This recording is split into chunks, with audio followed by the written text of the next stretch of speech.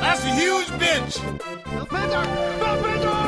Spencer, baby, let's go! Yeah!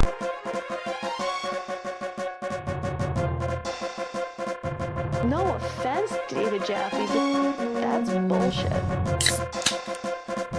Well,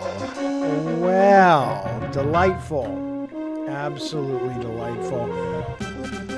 If you don't know what this is the opening to Hook on the Super Nintendo, which was the very first video game I ever tested when I was a tester at Sony.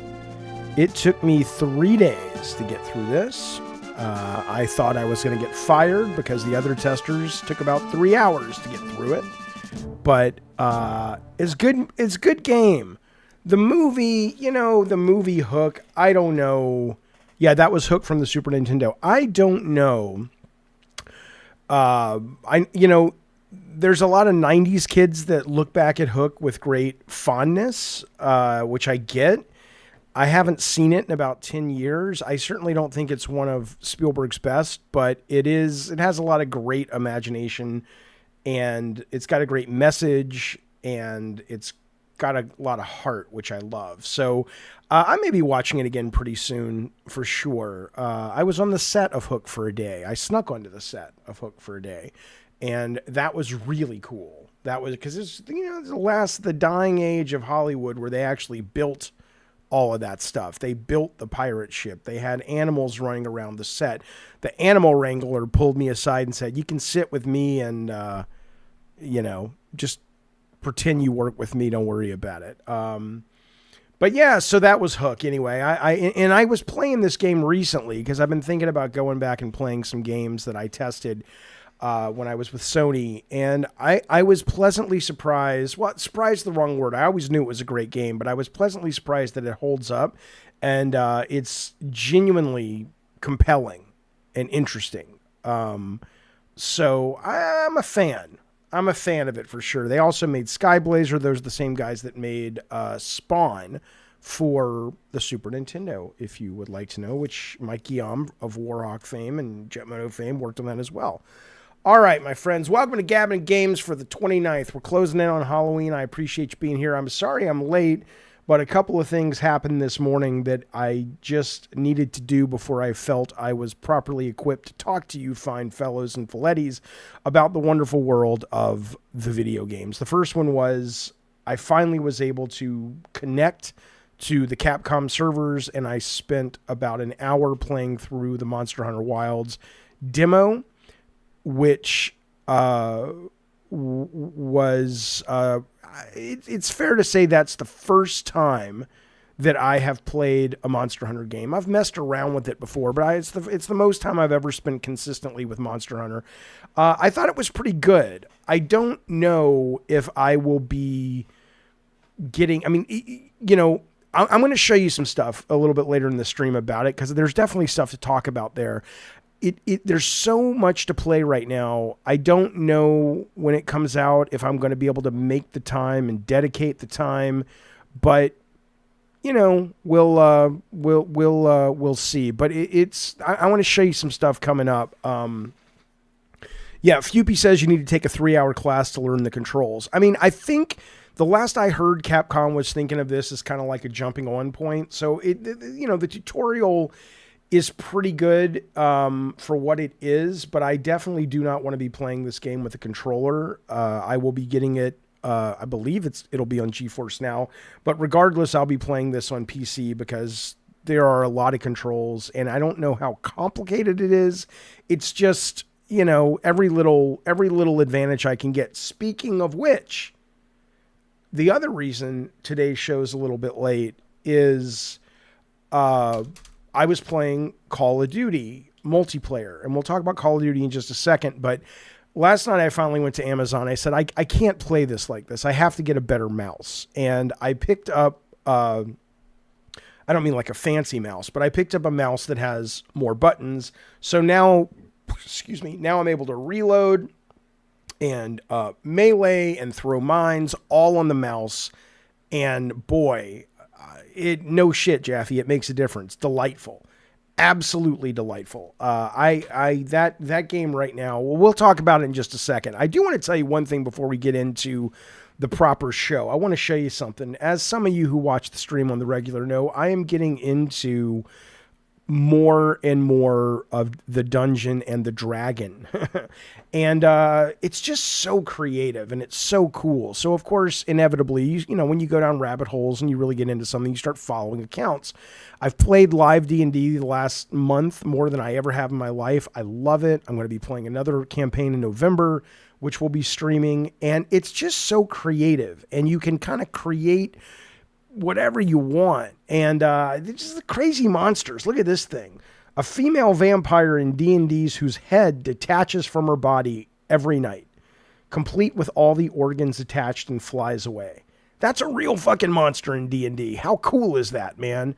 Look at that. Here's, I don't know what this is. Obviously it's that, but I don't know what movie it's from. But here's somebody actually doing it practically with practical effects and shit.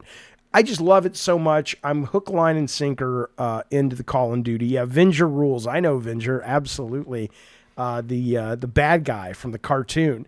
But yeah, I just wanted to share that because I thought that was pretty cool. Also, you know what? I might go be seeing Ghost. I barely know the music of Ghost, but I'm talking to my son last night, and we're talking about how the new Ghost concert tickets go on sale on the 31st, and you know, they're not letting phones in, and we get to talking a little bit about Ghost, the band, and whatnot, and the lore and the theatrics, and I like their music enough. I don't know it that well. I barely know it, but it's not like I don't like it. But I love theatrical concerts. I love their shtick. I love watching some of their live stuff on the YouTube. And Calvin, my son, is like, yeah, I'll go see it with you. We were trying to figure out how much tickets are. Not too bad, about $100 a ticket. You probably end up paying a little bit more than that if you want to, you know, get better seats. So I think we're going to go see this next summer. So this is happening pretty soon as well. Brad Skagg says they're okay. Square Hammer is their best song. To me, I'm really going less for the music and more for just the big over-the-top theatrical hard rock semi-metal vibe. I like that. Mutant Mo says I saw them when they were asking for like $30 a ticket touring on their second album. I've said this before. We walked in to see Katy Perry's California Girls tour, and Taylor Swift was just about to blow up. She hadn't released Red or anything, and her tickets, because she was playing next week at the same arena, were like, they started at $23. I mean, insane how fast somebody can rocket to the top and then drop to the bottom of that culture there. But I mean, what do you think? If I'm going to go see a concert and I want big theatrics and over-the-top kind of rock opera shit, is Ghost the place to go? Or would you go somewhere else? Would you go to another? Because I don't go to enough concerts that I'm like, I'll see Ghost, and I'll see these guys, and I'll see these guys. Well, Alice Cooper, of course. Golf Franchise says Alice Cooper's going back on tour. Sure. He would be great, but, I mean, they're going to have to fucking wheel the guy out, you know, when he chants his satanic whatever. When I was a kid, when I was like 10, all these guys scared the shit out of me. Alice Cooper had a Marvel comic, and his eyes had all this mascara dripping and shit, and I was just like, fuck, man, that creeped me out when I was a kid. I cannot believe it took me so long to come around. Is Gwar still touring? I know King Diamond, we had a guy on the chat, used to come in here a lot, called Hogwash. He loved the King Diamond. Yeah, I'll look those guys up as well. Gwar and King Diamond. No, Kiss did not scare me as a kid. Kiss were like superheroes. They had Marvel comics and they had TV shows like the Phantom of the Park and shit. Kiss meets the Phantom of the Park. So I only really liked a couple of their songs as a kid, but their theatrics, absolutely, I was just all in on. I thought it was the coolest shit, man. Let's see. We're going to get to the show in just one second, but let's see. Is Gwar... I mean, Gwar's kind of out of their fucking minds, right? In terms of music. It's like super fucking rage metal and shit, which I could put up with for a night. Let's see. Ooh, they got the action figures. Maybe I'll go see Guar. Guar tour. Let's see if they're coming to San Diego. Let's see. Here's their. Here we go. This is that's 2022. Stoned Age. Is this them? Oh my God! To get high and go see Guar. Let's see. 2024. Is this them? Let's see. What's their? I'm just gonna go to their website. I swear to God, this is a gaming show. I want to Guar. I'll kind of forget if I don't look this up. The official cyber fortress of your Lord and Master Guar. All right, let's check him out. Okay, so if I want to go see these motherfuckers, that looks awesome. On tour. Where are these guys? Are they going to be in California? Have they already come and gone? God damn it, Maverick. Oh, man, they're not coming. All right, well, I need to see them because they probably are the best if I really want to go out there and get that shit.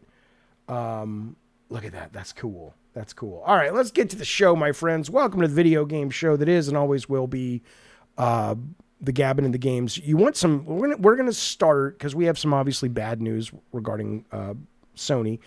In terms of shutting down Concord. We'll talk about that in a minute. But we'll start with some amazing news. We'll start with some amazing fucking news. Can you imagine being this guy? Let me set the stage for you before I show you, because I got proof. This guy was a Toys R Us employee recently. This is a modern story. This happened a couple of weeks ago.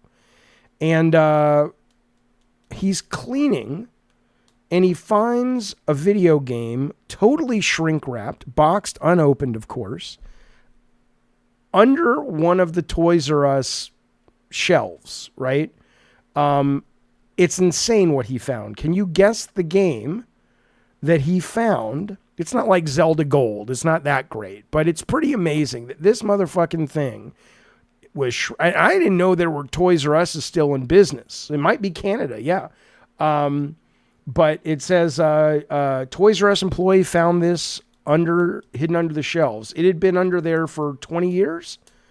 Close, Vince. Not Super Mario, not Star Fox, Brian, but they found a copy right here of Mario 64, still in the box, still shrink wrapped. I wonder what that would be worth if you got that graded and shit. I wonder what you could sell that for. But look at that, man. Look how dusty and nasty it looks and shit. But a Mario Kart 64 original in the box, never opened. That's pretty great. I don't imagine it's worth as much as something like Superman 64, Chris. I mean, I understand Superman 64 is a piece of shit, but I assume it's still more of a valuable find if you're a collector. People saying Toys R Us is coming back. They've tried this. They tried to come back about 3 years ago with these little boutique-y stores that didn't really work. Box stores, I wouldn't like to say box stores are dead. It seems correct to say box stores are dead. But then I saw a post recently on the internet where those are not the Last Jedi toys, by the way, in the background. I think those are the Black Series of Rey. Because you know how they put out the Black Series, which is like their more elite stuff. I don't think it's so they do it from the entire line. Yeah, well, it's not worth as much as an unwrapped Concorde. Who told you guys the day the news broke? I told you that morning. Go get yourself a goddamn cock-a-doodie copy of Concorde. Don't open it. Put it on a shelf somewhere and reap the rewards in 20 years. Come on now. What I told you then. You guys should have run out and did it, but you didn't do it. That's on you. That's on you if you can't afford to send your kids to college. But anyway, yeah, so that was a pretty good story, but it comes on the heels, of course, of this not very good story. This is the email from Herman Holst. I'm not going to read you the whole thing, but I was kind of hopeful because Concord had been updating the database basically on Steam. And so it looked like they were doing a number of things that were perhaps trying to figure out, hey, can we make this work? Let's still bang on it. Maybe how much work would it take to make it free to play? What would it look like if we reskin some of the, whatever. That was my hope. because nobody really knew what was going on. And it sounds like they were trying. If you read this email from Herman Holst, he talks about 2 studios shutting down, Neo Koei, which I guess was their mobile studio, and then, of course, Firewalk that did Concord. They said they spent a lot of time trying to see, what they could do, what their options were. The quote is, "We have spent considerable time these past few months exploring all of our options, but after much thought, they decided, hey, we're gonna shut it down." And so the good news is there's a lot of talented people there. It says we're home. Those were homes to many talented people.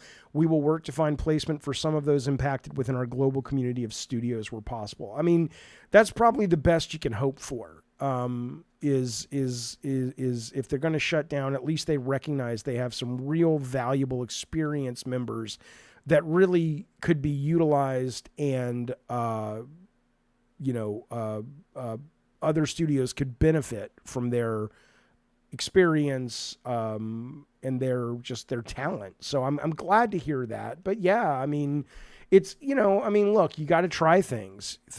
I don't believe in this idea of all these companies shutting down just because you fail. But there's a lot of people out there on the internet, including in this chat to some extent, going, kind of laying into Sony or Concord or whatever. And it's like, the thing that's really important to remember as a guy who's been on the inside before, you don't really have all the facts. I don't have all the facts either. So, people are trying to point fingers now. Oh, it's Herman's fault. It's Sean Layden's fault. It's the woke mob's fault. It's the woke people's fault. It's the game's fault. We don't really know, right? It could have, I still don't know why Connie Booth was ushered out. For all I know, and I adore Connie, she's one of my favorite people in the business and one of the best people in the business at a level of just skill and talent and success. For all I know, she was the one who was banging the drum for this for all these years, and that's why she was pushed away. We don't know. We absolutely don't know. But certainly, if you listen to the people on the team talk, it was clearly a project they were passionate about, whether you liked it or not. You should celebrate the fact that there are people at this level that are still able to make things that they love. And it didn't work out this time. But it's kind of cool to know that there are companies out there that are still funding developers that are following their passions. I didn't particularly like it. I thought it was very, very well made. I thought it was obsessed with its story, which was pretty stupid. I thought they should have just focused on meat and potatoes game, which is what Sony needs, especially after Call of Duty. I understand it's always going to be on PlayStation, but they really need to own something to compete in some, and they're trying. To their credit, they're trying. Fupy says Jaffe was one of the haters who made sure Concord never had a chance. Yeah, exactly. Bulbo says, do you care if they did the right thing by shutting down a company that was going nowhere? You're making a lot of assumptions. I think if you're saying the company was going nowhere, then they should have shut it down. But I don't know if they looked at, here's what probably happened when they put all this together. They probably looked at the key talent at that studio, and you're only being a hater and you're not really contributing to a valuable conversation about video game creation if you're like, nobody was talented, they all fucking sucked. There was clearly a lot of talent at that studio, and they might have looked at them and said, okay, out of these, 45 people that, oh my God, it's going to hurt to lose their knowledge, their skill, their talent, 70% seem to be willing to go elsewhere. Everybody else, yeah, it sucks, but it's not like they're not replaceable. And so that decision may have made a lot more sense than the other things that were on the board. When Herman in his email says, we looked at a lot of options, I believe that. I think that's what anybody would do. Nobody wants to buy a studio and then, have it fail and then lay everybody off. You want to figure out, how you can salvage it. Eric says, I guess this is the 11th example of not going woke and not broke. Again, Eric, I'm so tired. I'm not tired of you. I know you're a troll, but we'll get to this a little bit later as it relates to like the Matty Play drama from yesterday and all that stuff.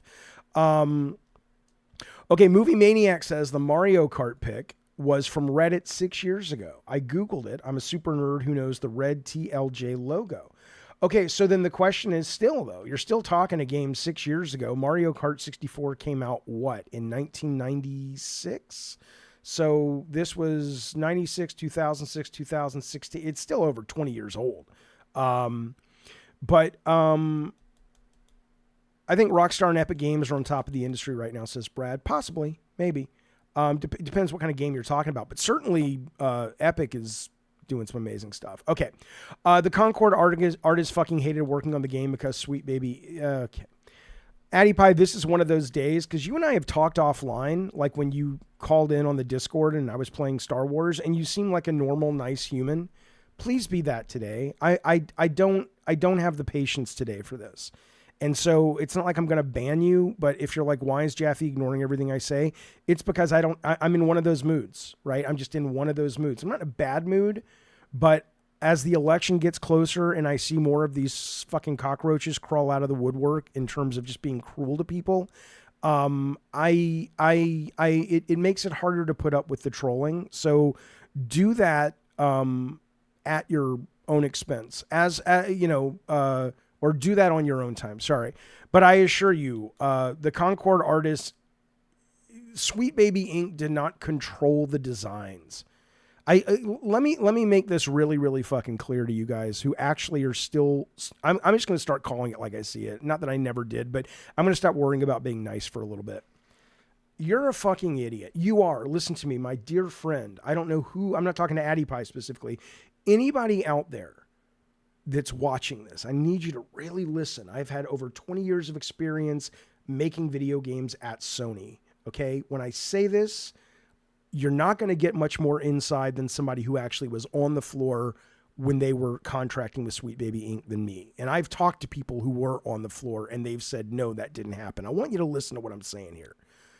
Cory Barlog and Eric Williams. I don't know Eric as a director that well, but I sure know Cory. And I know him as a creative. And I know him as a guy who's not going to sit around and suffer bullshit. If you think any of these highly paid teams, I mean, I want you to think about seriously, you can hate liberals, you can hate progressives, you can be as conservative as the day is long if you want to, and that's fine if you need to be. But please don't be stupid. They may sometimes go hand in hand, but in this case, they don't have to. Do you really think Cory Barlog or Neil Druckmann or these incredibly talented, educated, highly paid people at these Sony-owned studios were literally taking marching orders from a consultancy group of 15 people? That's not how it works.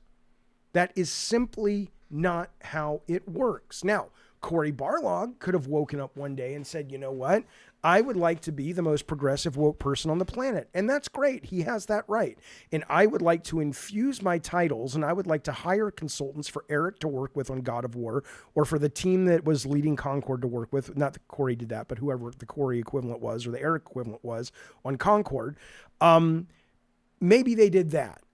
But for you to actually write something so brain dead stupid as the artists were not happy because they were taking marching orders on Concord character designs from Sweet Baby Inc., it's so worrying to me, because if you will believe that, my God, what else will you believe that people just throw out there to get clicks or votes, that you don't have the brain power, time, interest, willingness to do the research and go, that seems a little strange.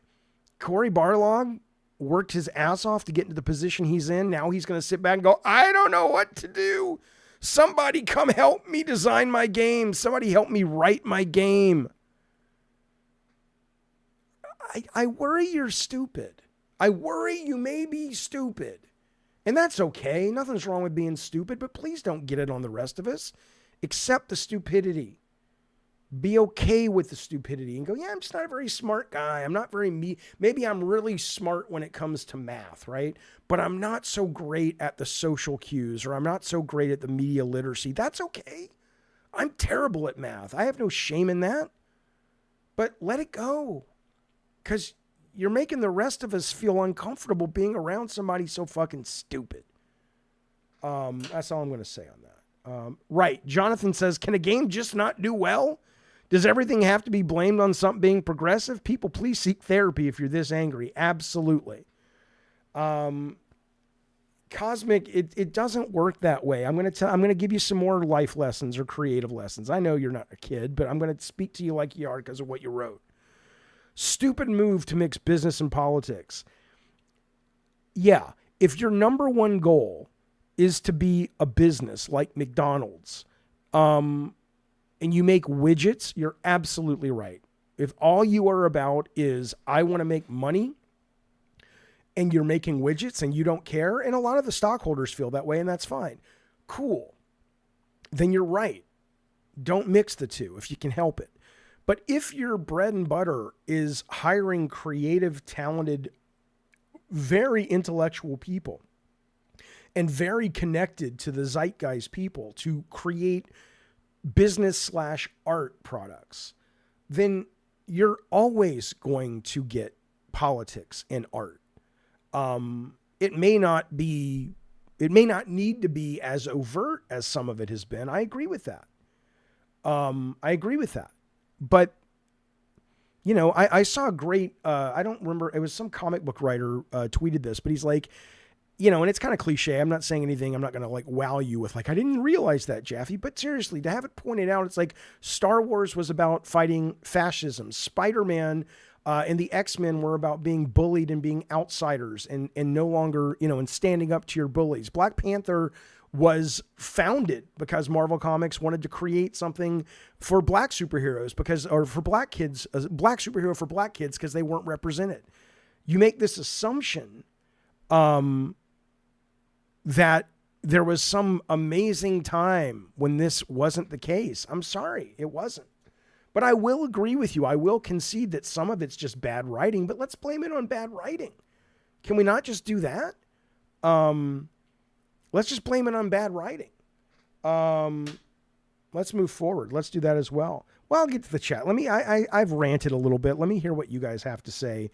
And then we'll move on. Cause I do want to talk about, some specific video games, starting with Indiana Jones. Eric says Jaffe's so bad in math he can't calculate one sweet baby plus one DEI equals no money.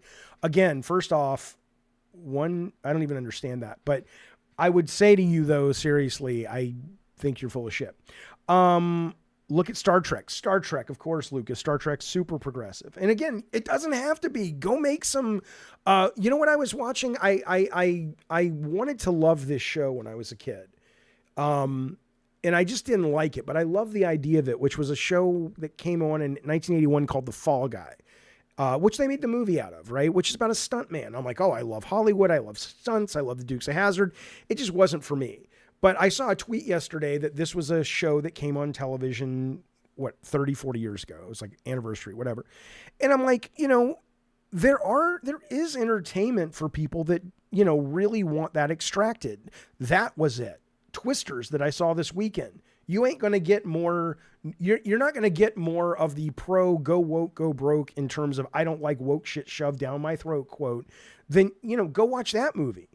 But it's not like you guys don't have options, but why does everything have to be for everybody? I agree, Soul Mike. I thought Twisters was terrible. But a lot of people loved it. Marcus Orr says MASH in the 70s had a guy in a dress. Yeah, but he unfortunately though, he was trying to be like, yes, but it wasn't a trans thing or even a cross-dressing thing. He wanted a Section 8. He wanted the army to think he was crazy. And that was their version of crazy. Okay. The OG Twister wasn't all that great either. I agree. I was excited because I loved the concept of Twister, and Jan de Bont was the director who made one of my favorite action movies of all time, which was Speed, but I just didn't think it was, I didn't think it was that great. Okay. Let me get the super chat here, which I very much appreciate. This is coming in from our good friend, Wooden's Throne. He says, if you want to talk about a cool piece of gaming tech, check out the Analog 3D. Let me do that, and then I'm going to get back on course. Analog 3D. I have no idea what this is. Is it... the future is here, it says. You can pre-order it. Comes out first quarter of next year. I have no idea what I'm looking at. It's...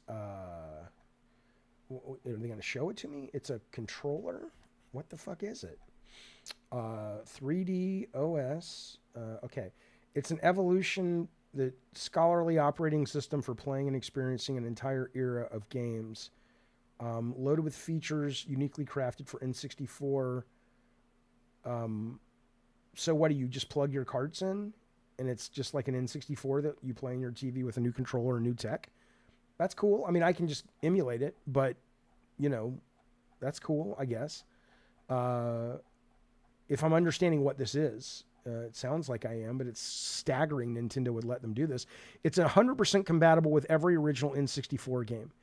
Yeah, I hear you. I hear you, Wooden's Throne, and I appreciate the super chat, but I'll tell you, like, the other day I downloaded one of the Amazon free games of the month is Zombies Ate My Neighbors. And I played it, and I actually liked it. It kind of semi holds up pretty good. But after I died at like level 6, I was like, okay, I'm good. I get it. So I just don't really, I don't particularly have a desire to go back and play all these games other than to scratch the nostalgic itch. But I'm glad there are people who are excited because I know people love this stuff, and I appreciate you bringing it to my attention. Thank you, sir, for that and the super chat.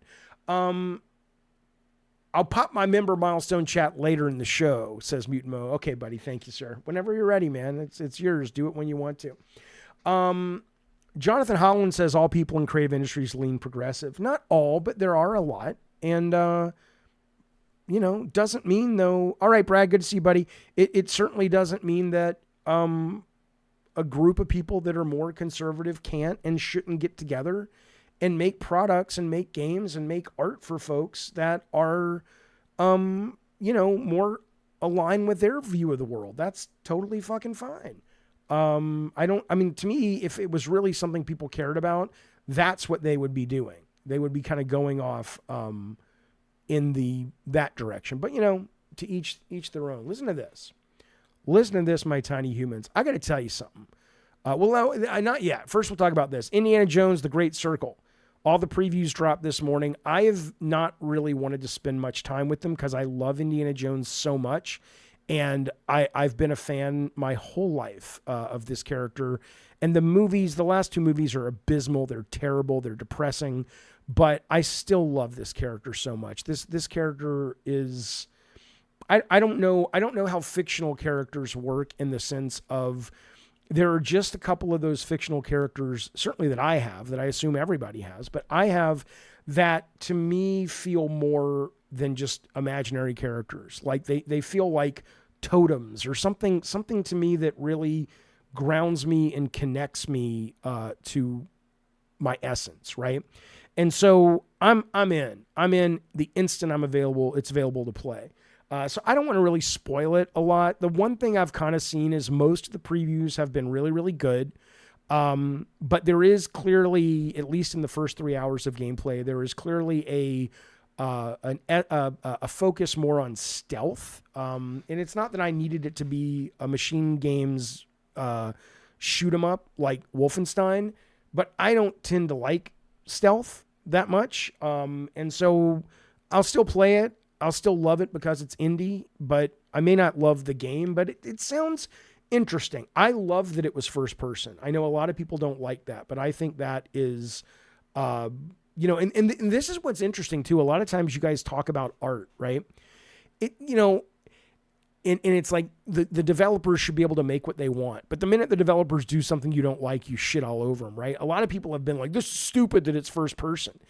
And I'm kind of like, this is great that it's first person. I like it. I like that you get to feel more like being Indiana Jones. I don't need to see Indy. I've seen Indy when he was 32 years old in Raiders, and I've seen him when he's about to kick the can, literally and character-wise, you know, in Dial of Destiny. I want to feel like Indiana Jones. I want to be Indiana Jones. I don't want to watch Indiana Jones. But again, that's their artistic decision. You don't have to like it, but it is kind of a one-size-fits-all. You either believe in the idea of developers following their passion wherever the chips may fall, or you don't. But I'm totally in. I'm excited. So, but I'm kind of staying away from it until it comes out. It's less than 6 weeks away. So I'm super jazzed. I am glad to see there is Nazi insignias and Nazi characters in it, because I was worried that in this day and age that might be too hot button for certain publishers. And, people are making fun of these guys that are like, oh, it's so dumb. Why do we need a warning for Nazis? It says the game includes Nazi imagery accompanied by a statement that says the appearance in the game is not intended to and should not be construed in any way to condone, glorify, or endorse the belief, ideologies, events, actions, persons, or behavior of the Nazis and fascist regimes. Now, for those people that are saying, why do I need a trigger warning for that? Why is that? Like 2D Man in the chat is rolling his eyes. Warning for Nazi imagery. I literally saw a video the other, like 2 days ago on TikTok, of these guys on a boat with Trump flags and swastikas flying, and they were racing their boat down. I think it was like they were in Jupiter, Florida. In fact, maybe I can find it. And they were basically saying white power, right? White power, right? Jupiter, Florida boat. I spelled it wrong, but swastikas, Trump. Let's see if I can show it to you. Here you go. This is October 16th. Boat waving swastika flags causes stir at Trump parade. Okay, so, you can act like this isn't a thing. And you can act like, oh, they're just trolling, and that's fine. They have a right. I support their right to go out in the world, and in America at least, and present whatever whatever they want. They have that right. They have that freedom of speech, and I support that. But don't act like it's not happening, because it is. And I don't agree with you, Uncensored Maverick. Here's what I would invite you to do, Uncensored Maverick. If you're going to make such a statement, which is those guys were kind of based, I would invite you to, articulate what makes them based. They have a right. I didn't say neo-Nazism only started today, 2D Man. But it is out there, and it is growing, and anti-Semitism is growing. And, what's the problem with a developer going, hey, we would like to sort of get in front of this and say, let's be clear. These are the bad guys. A lot of people seem to have forgotten that these are the bad guys, the Nazis. But, what's that got to do with the warning, says Magnum? It's not a warning. Why is everything like this with some of you people? It's not a warning. It's not a conspiracy.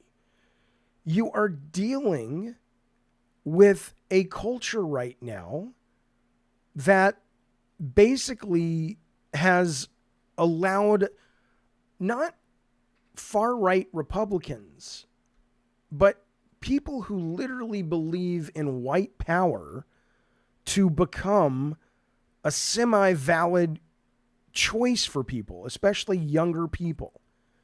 And so they're just kind of making it clear. We're not going to not put Nazis in our game, but don't be a moron, because some of you guys are. We're not supporting the Nazis. Loser take for being soft to Nazi imagery, says Joey. They're not being soft. They're saying we don't condone it. They're the bad guys. Anyway, I don't know what's the matter with you, unless if you're a troll. But you know what? Be a troll. It gets my viewership up. I can make clips of it. I make money off it. That's fine. But really, I mean, out of all of you guys in there, there's probably a lot of you guys trolling. But let's say maybe 2% of you are not. Oh my God. Oh my God. How can you be so stupid? I lost a lot of respect for Disney when they took the Nazi logos off the bad guys in the Indy Jones live action show. I want to see Indy punch a Nazi. Oh, I know. No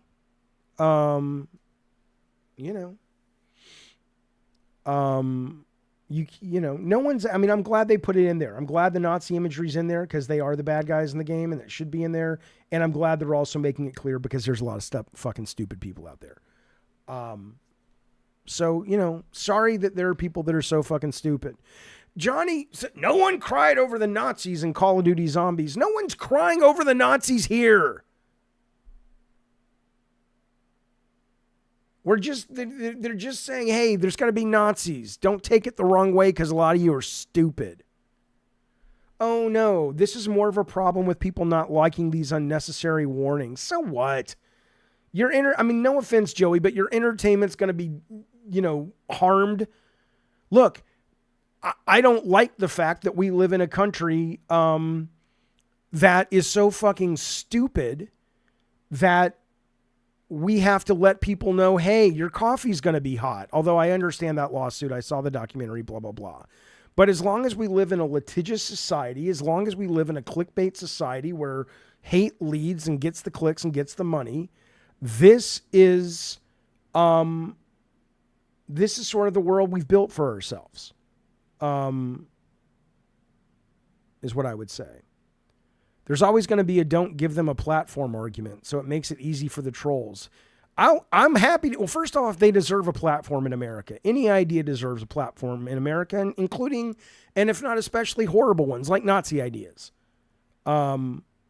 Because that's the freedom that everybody says they fought for and died for.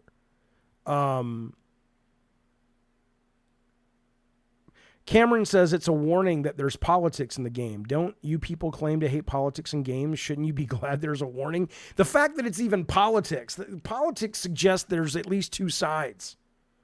Oh, Johnny, I'm not saying you. I'm just saying in general, though. Anyway, look, I told you guys at the start of this show, I'm trying to be nicer. I'm trying to not be in such a bad fucking mood.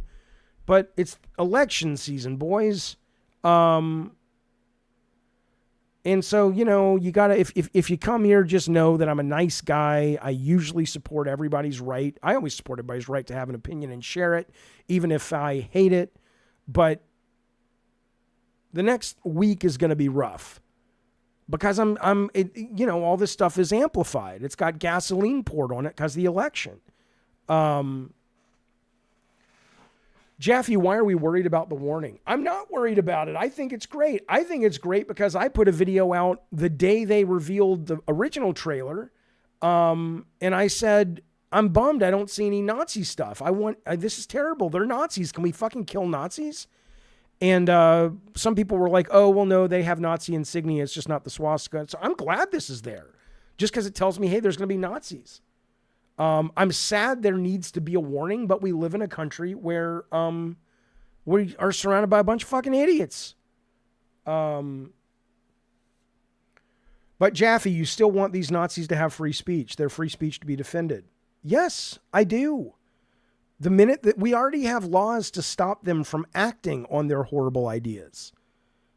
I don't want, though, them to not be able to have their ideas and share their ideas. I mean, that's America. That's what makes us different than pretty much even other fully developed countries in the quote first world. You can't say certain things in England. You can say whatever the fuck you want here as long as it doesn't incite violence. How wonderful. So yeah, if you hate the Jews and the blacks and the gays, you have every right to say it and have a podcast about it. But the minute you step over the line and harm people or incite violence against those people, then I'm so glad we have laws, assuming we can actually uphold them, that put your fucking stupid ass in jail. Or get you out of here. But think what you want. Travis says, so games. Baby, I'm with you. I'm with you, buddy. I know. I seriously am. I do this. I do this at my own harm to my streaming career, my show career, whatever this is, because I know, but I can't do it. I can't do it anymore. I'd like to be that guy that's just like, I keep them separate. Keep them separate. I don't know who does that, but just be that guy. I'm a passionate guy. I'm a passionate guy. Ant says, Jaffe, do you have a Steam Deck? I don't. Let me tell you something, Ant. I don't have one, and I never was interested in one because as I've gotten older, my eyes have gotten bad. But I've been playing Zelda, and I like it so much. One of my favorite games of the year that I'm playing it on the Switch when I'm in bed. And so I've started using my reading glasses. Yes, fuck you, I'm old. And now I can actually enjoy it. I'm like, oh, so I'm actually starting to think about getting a Switch because of the glasses now. So I think it's great. I think they're great. But I know there was a rumor that today or tomorrow the Switch 2 is going to be unveiled. And that obviously, you know, we've seen some indications that we're going to hear something soon. But then I also saw a story today saying don't expect anything this year. I have no idea. But yeah, I'll be waiting until the Switch 2 at the moment. Is the Kamala map in Fortnite real? Yeah, I streamed it yesterday. Me and my son played it on stream. It, you know, for what it is, it's, you know, there's a bug that makes it so at least we tried it twice. We couldn't finish it, but what we played, well done, well made. You know, I think it's great they're doing that. I don't know how many voting age people. I mean, my son still does. So clearly it's meaningful that there's enough people out there voting age that play. But it's cool. I like seeing that. I like seeing Tim Walls play with AOC, not just Madden, but Crazy Taxi. And if Trump wants to make a map, make a map. People are like, oh, where's Trump's map? I don't know. I'd play it. I'd be curious about it.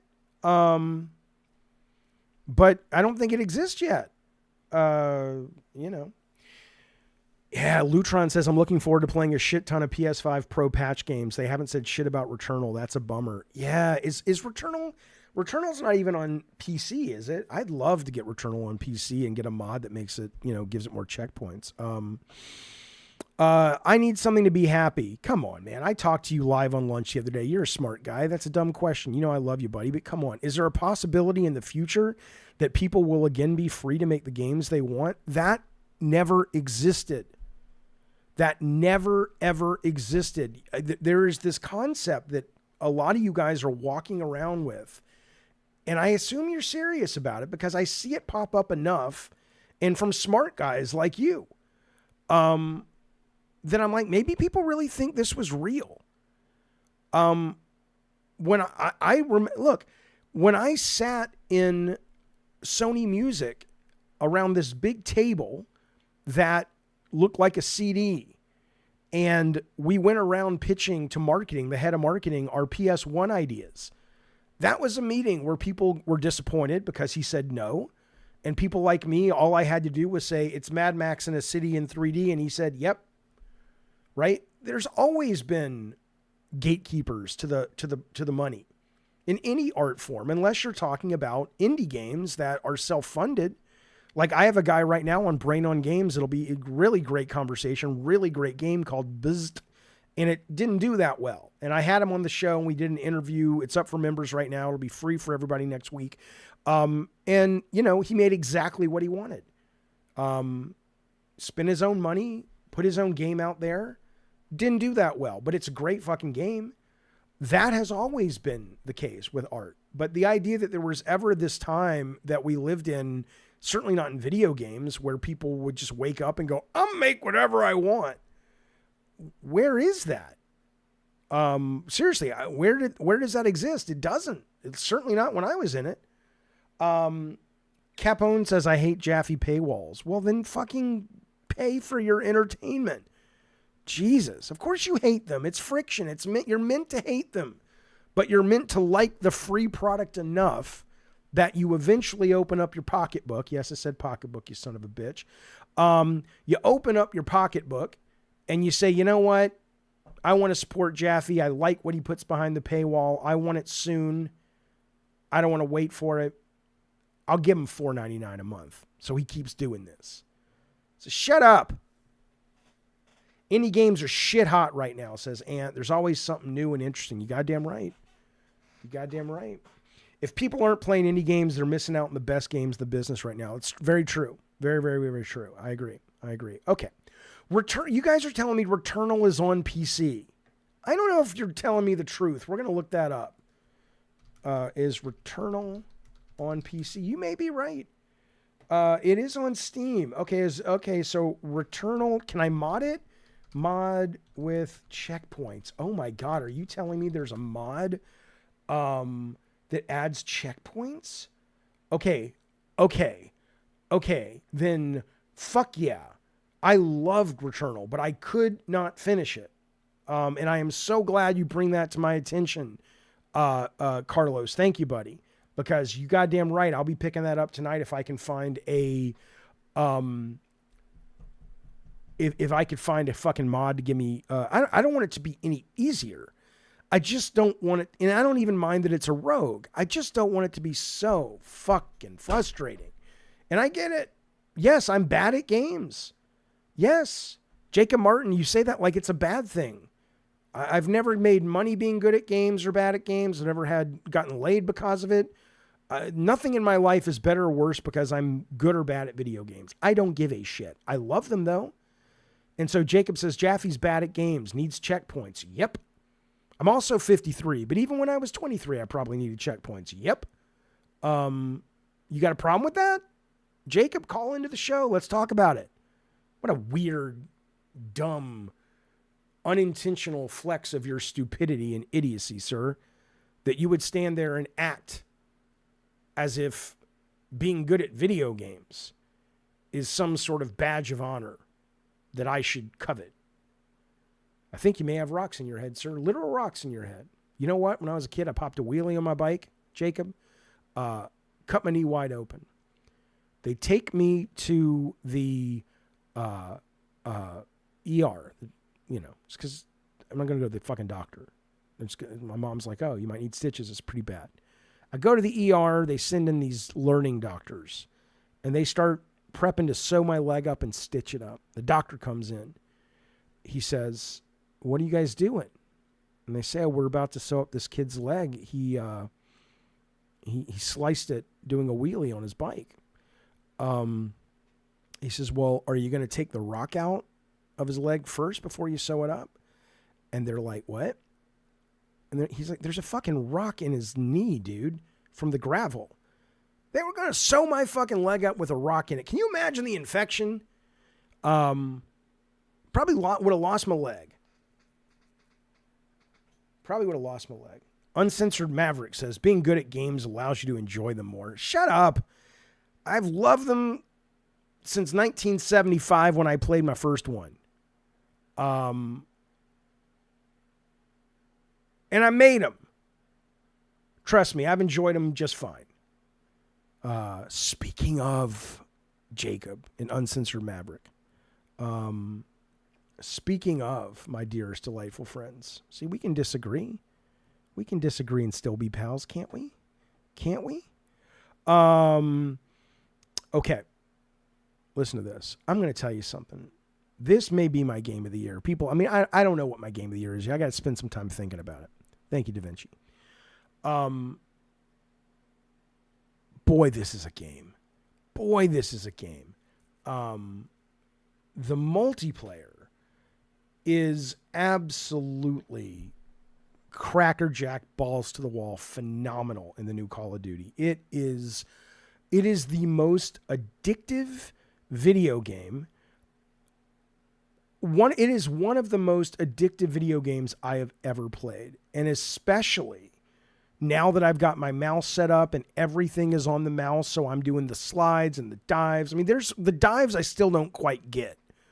The dives because the only thing that they're really kind of sort of good for I've found so far is if you want to do a quick 180 and shoot somebody behind you, that may be faster than just rotating.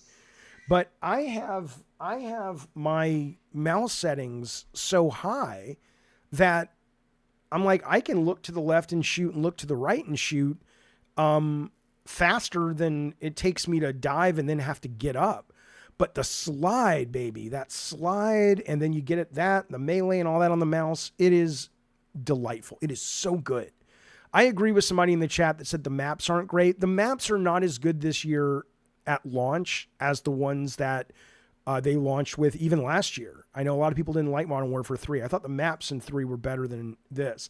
But there are some great maps, and I don't want to fucking bore you with them if you haven't played it. But there are definitely like 4 maps that when they come up, I'm like, oh, I'm so happy these maps have come up. And then Nuketown, which I've never played because I was not into multiplayer Call of Duty with the last Black Ops or any of the Black Ops, that comes out Friday.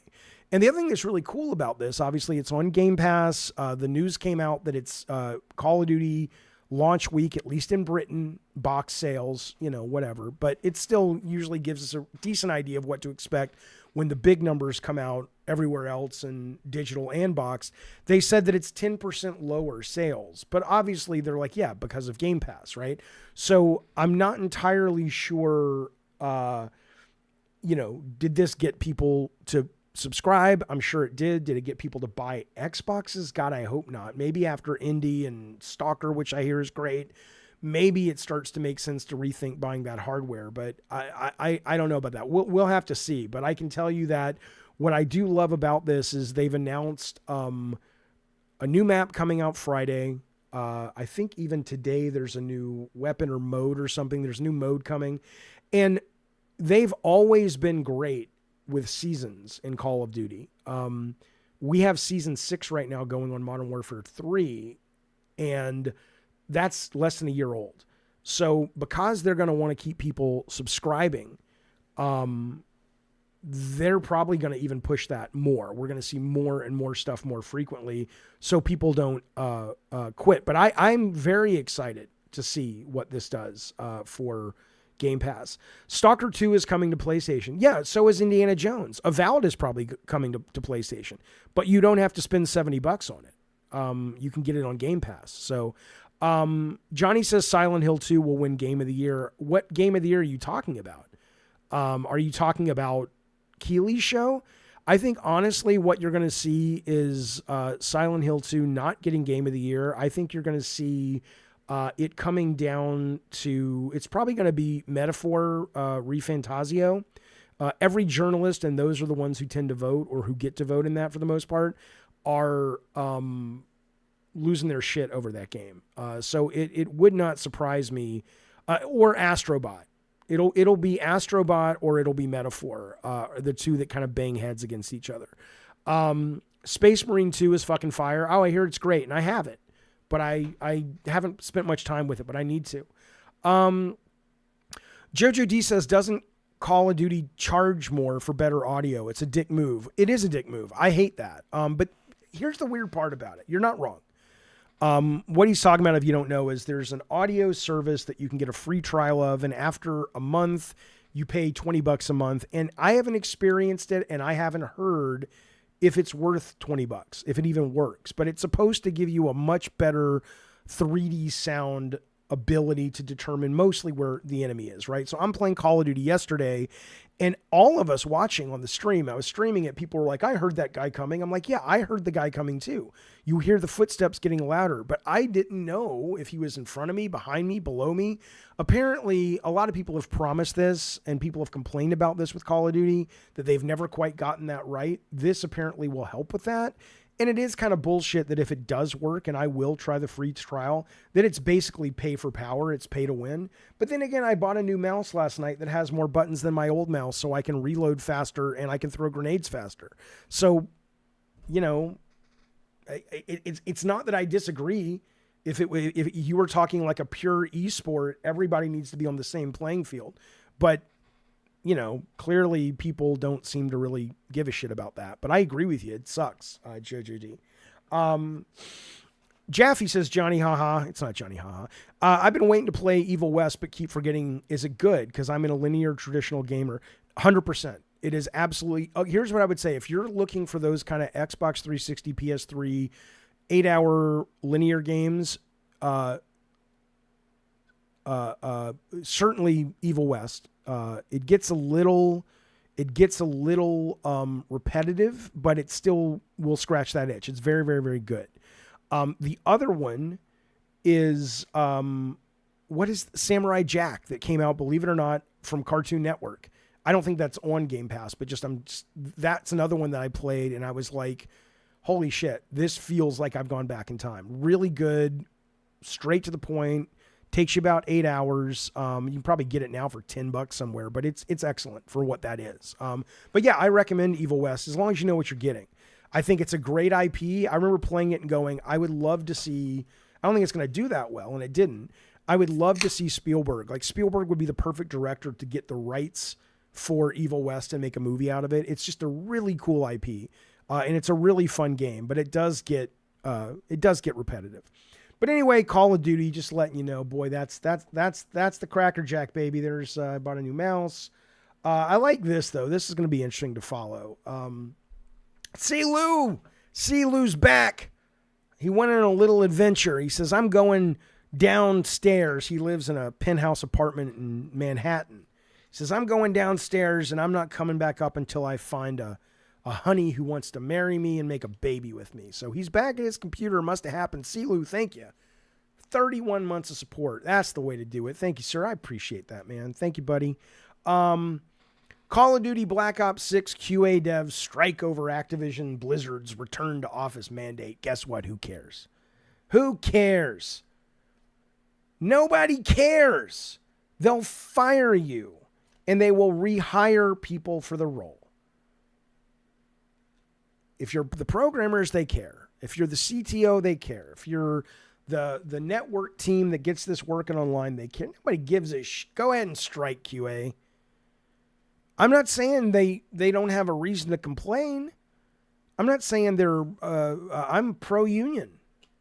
I like unions. I think they're important. They're necessary. But you got to have leverage, baby. And QA don't got the leverage, no matter what you think. Just because you're in a union now, nobody cares. You got no leverage. You got no goddamn leverage. Jaffe, says James. I hear there's rumors of a God of War Greek series remaster. Thoughts if it's true? If it's true, I think it's great. I've heard the rumors. That's all I've heard. It wouldn't surprise me. But I'd rather see a remake, frankly. I mean, I know people are like, yeah, but we want to have a nice version of the original 3. Okay, sure, do that. But I would really, after playing God of War Valhalla, Ragnarok Valhalla DLC, and seeing them use the new engine and the new camera in the Greek sections of that, where you were pushing the cage up and fighting Cyclops and shit, I certainly want a remake as well. 100%. No, I have no intention, Red, to buy a PS5 Pro. I don't give a shit. I mean, I have GeForce, so I get what I need from that. But if I didn't have a PS5, I would get the Pro, sure. Okay, hang on.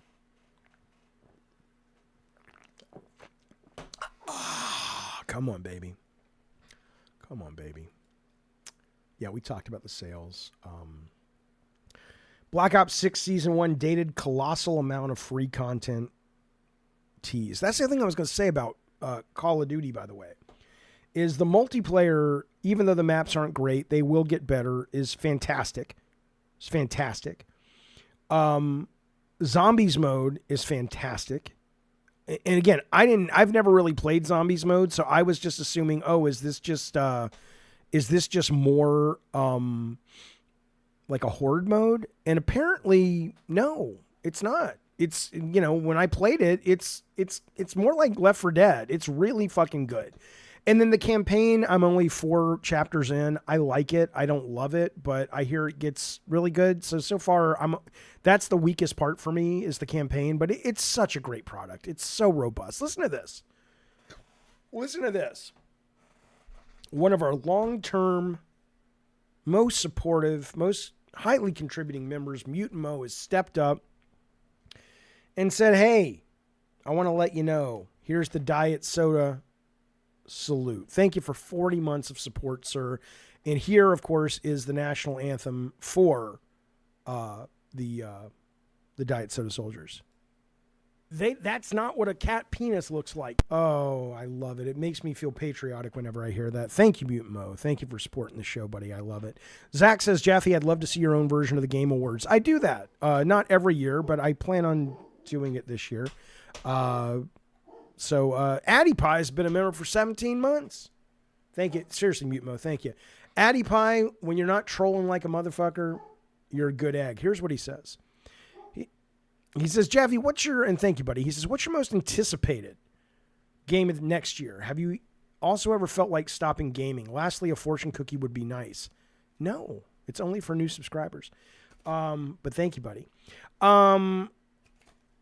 There is a game coming out called Dark Web Streamer, and I have no idea if it's as good as the trailer will be. There were some really good indie horror games shown last week at the Dread X horror thing, and I ended up playing them, and they were not great. Some were great, but some of the ones that looked amazing were not. And I don't know if Dark Web Streamer is going to fall into that. But honestly, out of all the games coming, I'm pretty fucking excited for that one. That one has me pretty jazzed. And then I want to play Avowed. I'm excited for Avowed, but I've probably forgotten 95 fucking percent of what's coming, because there's just so much coming already. Johnny, that's a good point. Johnny says, it would be a sick game. Universal monsters fighting like Mortal Kombat. Wolfman, Dracula. For old guys like me that are nostalgic for that, and I wasn't even alive for that when they were new. Yeah, I don't think today's kids give a shit about those monsters. But yeah, I'm with you. Okay. Let's move on. He's on down the road. I'll tell you something. One more thing about Call of Duty, but this doesn't just apply to Call of Duty. But I love that Call of Duty is doing this cloud texture streaming, which basically, when you load into a map, like the maps load a lot faster, and you'll load in and you'll see like rocks and stuff that look like they have like 2K textures, and maybe it is that. And I don't know if those shipped with the game or whatever, but after about 20 seconds, everything loads in and you're off to the races. And you get less of a burden on your hard drive. The levels load quicker. I think it's cool. Not everybody can stream a full game. Like, I've had the privilege of being able to actually stream full on competitive games, but I like that. I like they're doing that now. That's pretty cool. It's pretty cool that you can do that. You can get the game to you quicker. I'm a big fan. Ultra Awesome says the whole of Insomniac Studio costs Sony $229 million. Concord and Firewalk cost $400. Make it make sense. I can do that for you. So you have to break the numbers apart, assuming that number is accurate. But I trust Colin, and I trust Colin to trust his sources. If you factor in the money that Sony paid for the intellectual property, for the team, because this was a game that was in production and an IP that was in production somewhere else, and setting up a studio, that easily could be $200 million. And then you factor in the production of the game itself, the fact that the game slipped, the marketing of the game, and just the pure, support of the game, everything from manufacturing it for the physical to the Sony producers to the back end of the Sony servers and all that. It could come to that.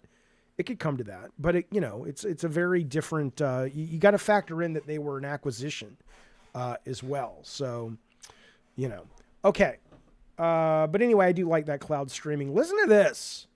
I played this today. I want to talk about this briefly, and it'll kind of roll into some of the Matty Plays drama from yesterday and Dragon Age and all that. This is what I played. I tried to play this yesterday, but the open beta, it would not connect. But today it connected. Monster Hunter Wilds. I have never really spent any time with a Monster Hunter game, and I'm like I said earlier, I heard this was a jumping on point for people.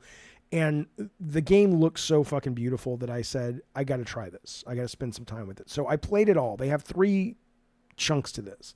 They have the character creator, which I want to talk about. They have the kind of a tutorial. And then they have a hunt that is a proper hunt that you can bring friends in or AI in. And then after that, they just open the world up. I don't know if there's a timer at that point or they let you just go hunt. Like I did a couple of extra hunts after I completed all of that. And all of this stuff will carry over to the final. And I don't know if I'm going to do the final just because there's so much to play. And this clearly is one of those big fucking time sucks. So, but I will say if you have PlayStation Plus, and if you don't, it's free for everybody. It's crossplay, I think, starting Monday. But right now you can only get it on PlayStation Plus. Those dates may be wrong, but it's close. Give it a play if you've never played it. I think it's 4 players in a party, Lutron. I'm not sure. But give it a play if you've not played it, because I was coming to it totally new. And I just want to show you, I just want to talk about it in various parts. It's not going to be like a cohesive, like, I'm not like litigating it. It's just I want to show you the stuff as it came up that I thought was cool. First, though, K-Nub says, Jaffe, listen. He's been a member for 9 cockadoodie months. He says, Jaffe, listen, and I appreciate that, buddy. He says, look, help my dad understand what it is I watch on the YouTube. Give a shout out to Papa Opie for me. Papa Opie. Well, first I need some details. How old is Papa Opie? Is Papa Opie an old man? Is he a kind of old man like me? I'm putting on the glasses because, I need him to think I'm cool, and also because the light's right in my eye. Feast says it's a trash game. Combat is bad. Shut up, Feast, you fucking idiot. What's the matter with you? What's the goddamn matter with you? Okay, he's 73. All right, let me help you out, Papa Opie. Here's what it is. Well, and let's be clear, good Sir Papa Opie. We'll get back to Monster Hunter, by the way, because I want to talk about it. But Papa Opie deserves to understand the culture.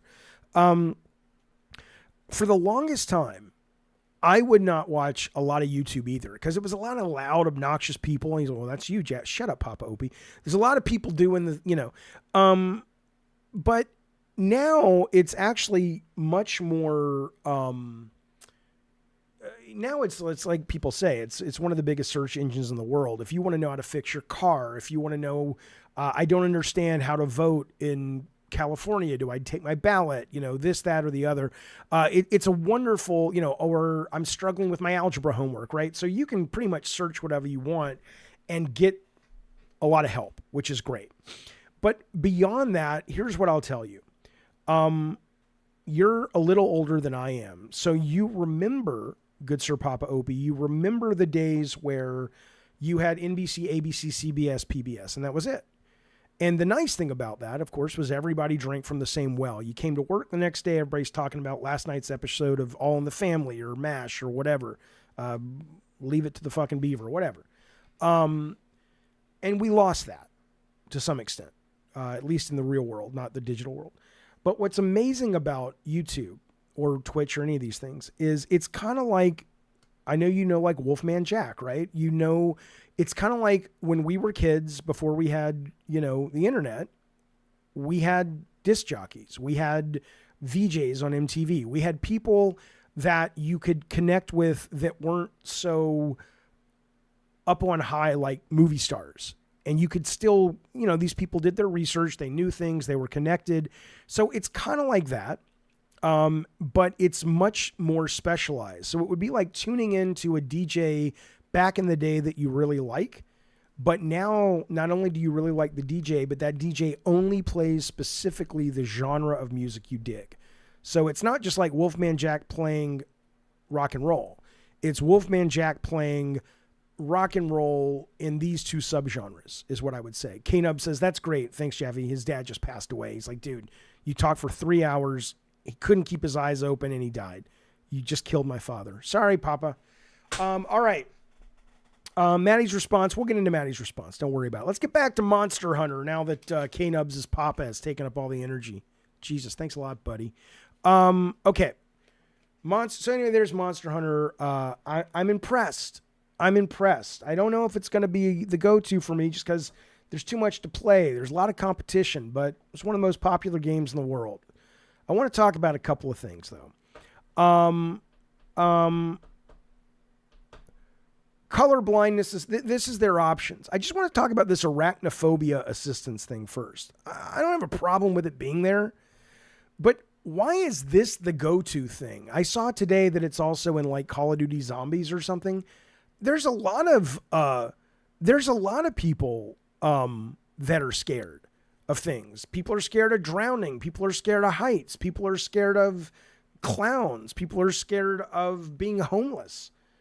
Why don't I get right? I'm not suggesting it's wrong to put that in there if the developer wants to, but when did arachnophobia jump up to like arachnophobia came of age when people seeming to give a shit about girls' sports came of age. You wake up one day, people suddenly care about women's sports. Okay. I'm not saying they shouldn't. I'm saying they never did. Now they suddenly care, and suddenly they care about arachnophobia. I don't understand where this became the kind of fear of the day for folks. But I'm not opposed to it. I just don't understand it. But that's in there if you're scared of spiders. I guess that's for you. As an old guy, I like the fact that they have a desk mode and a living room mode. I know it's not the first game to do it, but it's nice that they're actually going, you know what? Some people are going to be playing this on the goddamn television set and other people playing it on their computer like I am. Let's help these people out. I love that. I'm just, again, this is not like, I'm not diving deep into this. I'm just telling you my experience. Then I get to the character creator. This is fascinating to me. I don't know how they did this, and I don't know what they're doing. I used the character preset. I thought she's pretty cute. I'm like, fuck it, I'll do this lady. She looked kind of cool. All right. Of course, I named her Taylor Swift Jaffe. There's a hyphen there because that's my wife. And so there you go. I made this character, or I used this character. Okay, cool. This character, their cutscenes, I do not understand how they are doing this, because this is what the character looks like in game. But these cutscenes are real time, because you can make your character totally custom and they will still appear in these cutscenes that look amazing. I don't understand it. It's almost like, and this is not what they've done, it's almost like they've pre-rendered everything and they're just playing a movie, and then somehow they're like imposing they're putting all the processing of the real time into your character, and they're just having her almost like do like go motion along with the movie that's playing. Don't, fuck you, idiot. Look, this is what's problematic about idiots. The Soul Mike, wow, play some more RPGs, David. Do you honestly think what I'm saying is I've never seen my custom character in a cutscene before? Is that what you took from what I just explained? Good God Almighty, I assure you, when it comes to video games and game development, I'm a lot smarter than you are. Okay? I assure you, I'm not like, I done never seen a custom character in a cutscene. How'd they do that? They didn't do that in Pac-Man, did they? Last game I played was Pac-Man. Miss Pac-Man had the bow. But, you know, that's different. I know you can have custom characters in the goddamn cockadoodie fucking cutscenes, you moron. What I'm saying is, these are custom characters that look like pre-rendered cinematics based, but it's your fucking custom character. I don't understand how they're doing it. Look at that. This character that I made is having a conversation in the cutscene with this guy. This is real time. And here, and so that's A. Okay, that's A. Here she is. Now, here's something else I want to bring up about this. I'm from Texas. You take offense to the accent. Bitch, I'm from Alabama. I get a free pass. But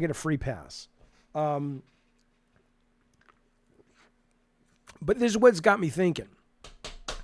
I'm crashing out. What do you mean I'm crashing out?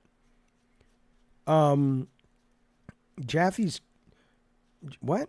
I don't understand you. The stream is crashing out, or I'm crashing like a human being. Anyway, listen. I'm going to throw this out there because it kind of ties in a little bit to what's happening with the quote drama, whatever, of Dragonvale. But honestly, what do you mean, so what's so special, you fucking moron? Just go cook your fucking soup, you idiot. What is special is show me cutscenes with that look as good as these, where you have custom characters that are integrated into the cutscene and it looks like pre-rendered. Show me that. Okay? Because in the game, she looks like this. It's not like that's what, I'll give you an example. But let me get to my Dragon Age point, because it all ties together, because I'm just that good. Fuck you, Peapod. Unga bunga take. Shut up. Red Dead 2, Jaffe, I'm sorry. Send me a screen grab. Send me a link right now in the chat, and I will play it. I want to see a customized character that looks this good in a cutscene. That's what I want to see. Because there's one of two things happening. Either this is not a pre-rendered cutscene, which is staggering, or this is a pre-rendered cutscene, but the actual character is Go Motion. If you don't know what that is, look it up. Like Star Wars, is Go Motion. So she just basically is a real-time asset, and all the resources of the PS5 or whatever are going to her, and everything else is just empty. And that's why she looks so good. Eric says, you can just look it up. I'm doing a show, bitch. You're the one telling me I'm wrong. Prove to me I'm right. You got nothing. You got nothing. Sit down, whore. Listen. Okay. Listen. I can say whatever I want, because if I put a little laugh at the end of it, it's clear I'm not serious. You can't really do anything about it. Yeah. Listen. Shh. Let's be quiet. No, oh, okay. Da Vinci, you're saying the system was done. Yeah, that could be the way they're doing it. It's amazing. It looks staggeringly great. Is all I'll say. Okay. Let's move forward, because I want to talk about this. So anyway, I don't know what the budget was of this game, but let's assume it was a high budget. We talked briefly about this in the past, but let's talk about this for a minute. I want to get your take on this, because I don't think a lot of these people who are complaining about woke shit in games are really concerned about it. I think it's more they just want to bitch and they want to be heard, and they're angry little whiny loser fucks. That's what I think. South Park Stick of Truth had this. Yeah, yeah, that's the same thing, Brad Skagg. Absolutely. Hey, I played Dragon Dogma 2. I didn't see it look that good. But anyway, okay. So why not? What if I pitch this to you? What if I pitch this to you? If you're going to make a game these days, and it's like a big budget game, not an indie game or even a mid-level game where the creator's like, look, this is my vision. These characters matter. Like if you're going to make Life is Strange, okay, no. But anything that's a mainstream custom game, a mainstream like AAA game,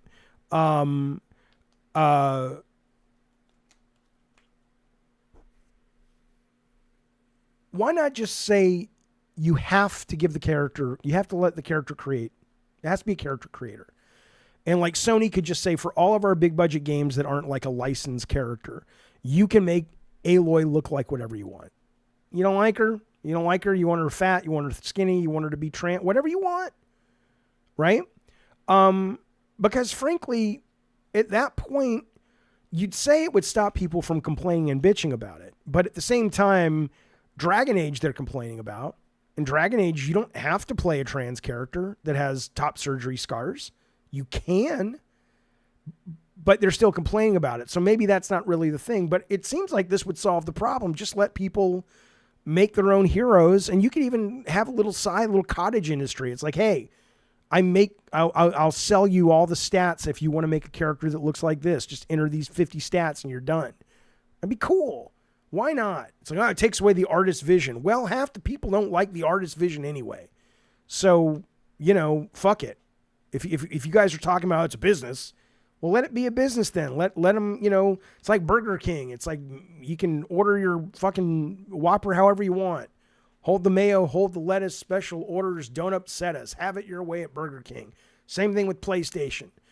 Big and fat, trans and gay, straight and derpy. Have it your way at PlayStation. That's what it should be. There should be a whole little jingle I just wrote. Because I want to show you this. Like this same thing is I made this character because I just wanted to make the derpiest, weirdest character I could. This character could be in those cutscenes. This is what he looks like in the game. There's nothing special here in the sense of like going, yeah, we've seen that in other games before. To answer your question, a Morton Bob says, I guess I'm missing something. Why is this so impressive? Pre-rendered or not, I guess a custom character model tweaked isn't that much more impressive than a custom character model made by a dev. The point is, usually in video games, to get art that looks this good, it's not in real time. You just don't have the processing. You don't have the amount of assets to create something in real time that looks this good. Now, maybe they do in this game. Maybe they're just fucking wizards. Or maybe this is some kind of pre-rendered meets, kind of like Parasite Eve, but the new generation of pre-rendered background movie. But this is the real thing. Because if I can make this character this kind of derpy dude appear, although it's a woman, if I can just totally go crazy on this character and it looks just as good in the cutscene as this character, they're not pre-rendering the movie for 10 different characters. These are, I mean, even the little sidekick here, I've made choices about his cosmetics that are reflected in the cutscene. So that's what's unique and special and interesting about it. Is what I would say.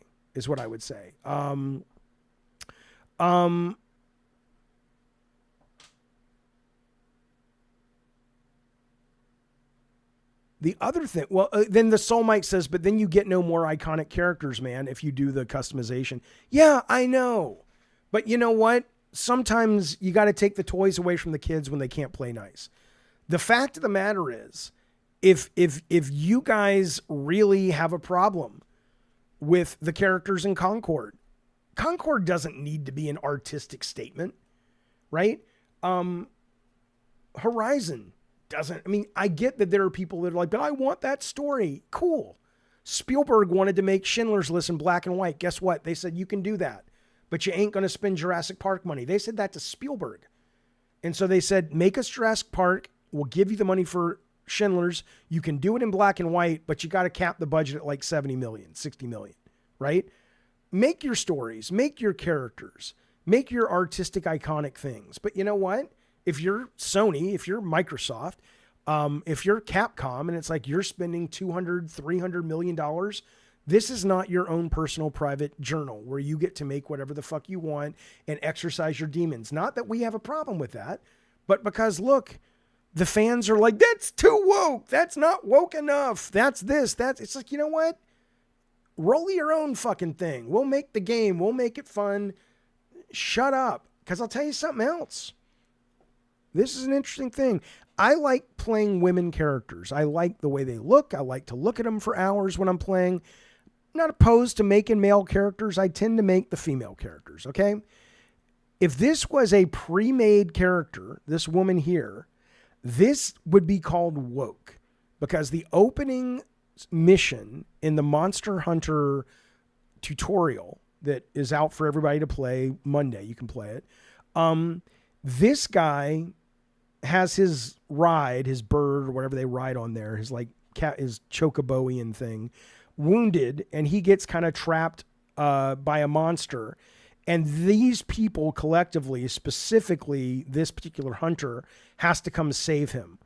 Well, in my particular world, if this was a pre-baked character and everybody got her, people would say, that's fucking woke. The girl's showing up and only the girl can save the guy who couldn't save himself. Right? You know that would happen. But it's like, no, go make him look like fucking Joe Rogan. You fucking mouth-breathing, knuckle-dragging Neanderthal fuck. Go do that. And then you get your story, I get my story. But that's not the developer's vision. Yeah, not at this budget. Show me a movie. You think the goddamn Transformer movies were like some kind of artistic fucking vision that came down from the gods on high, the muses of the daughters of Zeus, and like Michael Bay has to express the vision? No, that was his movie he made called Pain and Gain. He made the studios all this money, just like Nolan. They're like, give us a Batman, Nolan. We'll let you go make Inception or whatever he got to make because he made them billions. That's the business. It's never been pure, and that's fine. But don't push back on this idea because it gives everybody what they say they want. Gives everybody what they say they want. That's all I'm saying. That's all I'm saying. Let me go to the chat, see what you guys think about this brilliance that I've just shared with you. So York says, so it's like what Fear Effect or Nocturne did back in the day. They would superimpose a real-time character on top of a pre-rendered. I'm not saying that's what they're doing. I'm saying I can't imagine. Again, I haven't made video games for like 6 years, right? Maybe the technology has come this far, but I have never seen a real time. And to be fair, all the effort is going into the characters. Well, not all. Like even in this scene here, the background was relatively complex when they pulled the camera out, but most of the effort goes into the characters. But I've never seen a real time cutscene that looks this good. And maybe it's like, no, that's just where we are, Jaffe. You're just, 6 years too late. Cool. But my guess is something weird's going on because I've never seen a custom character in a cutscene that looks this good before, is what I would say. Female characters usually have more fancy and extravagant customization options. Plus, you don't want to stare at a dude's ass for hours, says Metallic. Some people do, though, and I respect that. Some people are like, I want to make a character that I can relate to that feels like me. And it's like, oh, okay, cool, I get that. I just like to make pretty people that I can look at, and so I'll make this lady. Did Jaffe just claim Rogan fans are knuckle draggers? Yeah, but depending on what Joe Rogan's talking about, I'm a fan. I love it when he talks about DMT and aliens and all that. I'm not anti-Rogan. I'm anti some of his crazy horse shit. But, this idea is somewhere along the lines, the younger generations got it in their brain pan that you have to agree with everything everybody says or you hate them. There are things Joe Rogan does that I like, but there's also things that he does that I find troubling, but I don't want him dead. Okay. Women being woke is the misconception. What I'm saying is, if I was saying in this story, you've got a bunch of women, or at least these 3 women that show up, and when they come together and work together, they can save the guy who couldn't save himself. I guarantee you people are going to say that's woke. That's all I'm fucking saying. What's the performance like in the game? Not wonderful. It's okay. It's okay. That's another reason I want to play it on GeForce, because I don't get the sense I'm running 60 on this. Not just this, but even here, I'll show you. Even the game itself. Let me, we're not going to spend tons of time on this. I'm not going to turn this into a Monster Hunter stream, but I will show you, while we're talking, while I'm getting some of the chat, I'll show you some of the footage I pulled. So let's see. Is this it? Let's see. Turn down the volume 1 sec.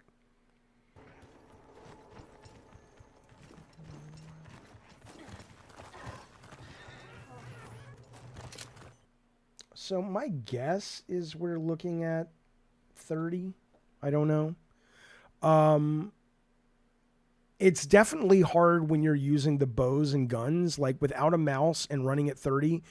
I found it really difficult to go after enemies that I had to shoot, so I ended up sticking with melee.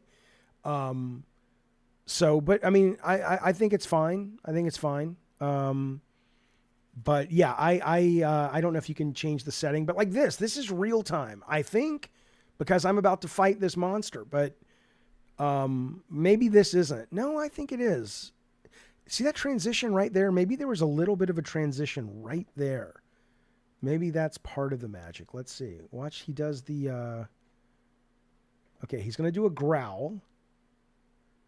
He's going to do a growl, and look how good he looks. And then it almost seems like there's a dissolve into real time. Let's see. Okay, he's going to roar at the camera. And then she shoots this thing at his head. All right, let's see what we got. All right, watch this, watch this. I can't leave him. I'm a baby. A woman shows up and helps me. See? All right, here we go. Oh, look at that. I mean, that was, you know what I'm saying? I don't get it. Something magic happened here.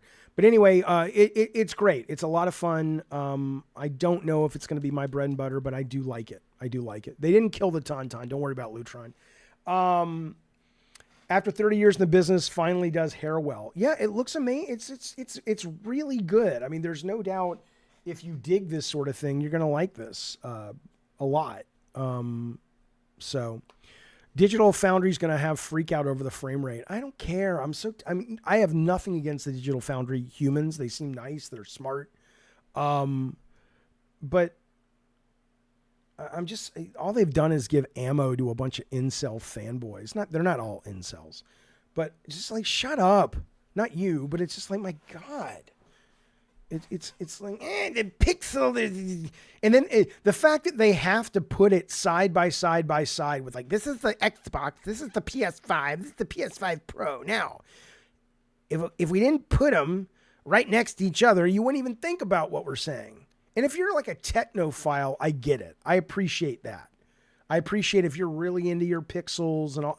That's fine. There are people out there like that. But, you know, no, it's not a quality product, Peapod. Peapod, come on. So it's incel for people to demand a quality product. Yeah, that's what I'm saying. There's a difference.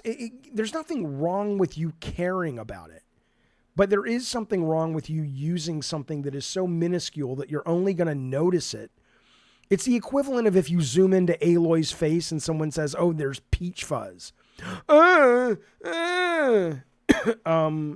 It's like you got to work really hard to find something to complain about in a lot of these videos they put out is all I'm saying. That's all I'm fucking saying. But this is a fun game. I enjoyed it. Let me see what else I want to show you guys. Hang on. But yeah, I do look forward to playing this on a keyboard because it was a real challenge for me to. Also, I've gotten so conditioned that the shoulder buttons in these games are attack, but in this game, you know, that or X is jump, but there is no jump in this game, I don't think. Or if there is, it's context based. And so X puts your weapon away, triangle draws it, and the shoulder buttons don't attack. And so it's a real confusing thing for me. Arathizzle says, I liked Wild Hearts more than Monster Hunter. I liked Wild Hearts a lot too. It didn't feel like this to me. This feels more epic and open, and there's something more grand about this than Wild Hearts. But I would agree, Wild Hearts was much more accessible. There were a lot of fun things you were doing in the demo right off the bat. But yeah, I mean, it didn't do well at all. I'm surprised there wasn't room for two of these kinds of games out there, but I liked it as well. Brad Skagg, you must be new. I know you're not. He says, Jaffe, just go mask off and tell us how you really feel. Are you under the impression, and shame on you for watching anybody other than me, that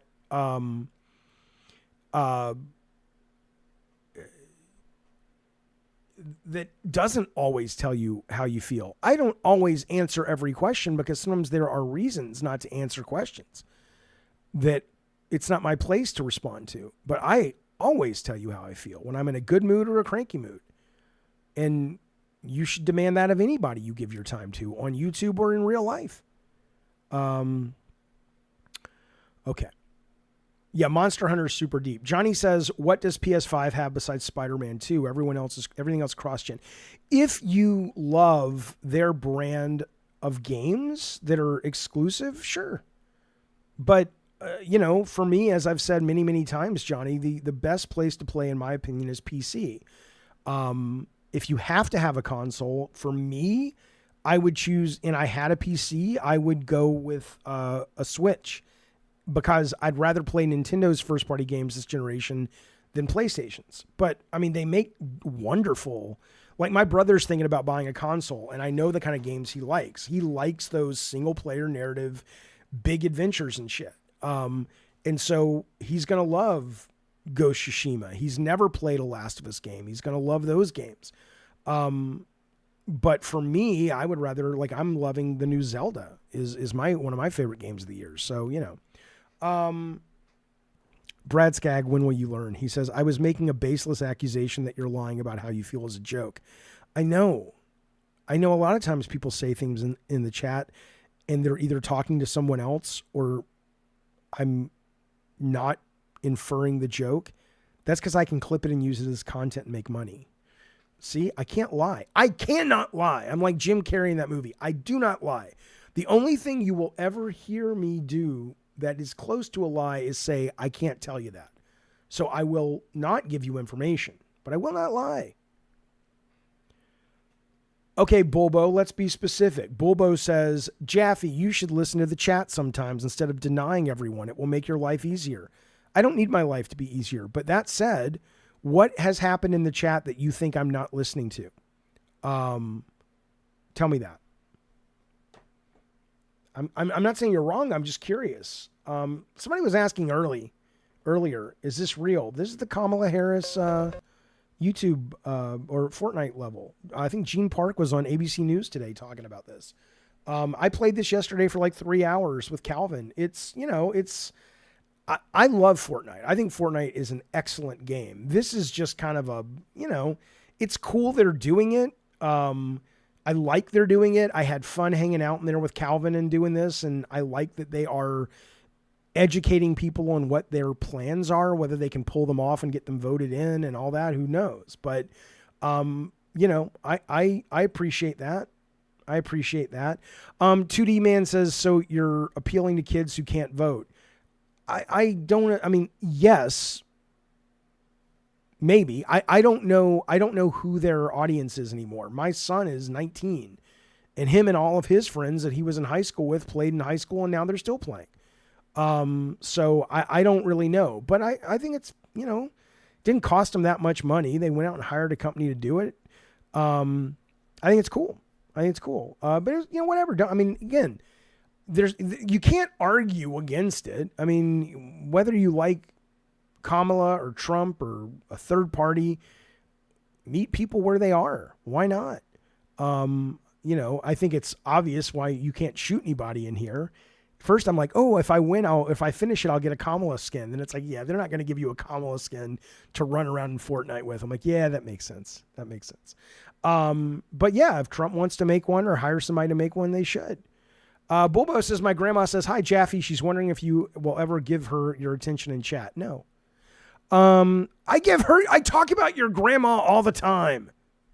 Like I said, I'm starting to think she's dead and she's just been staying on your couch for 2 years.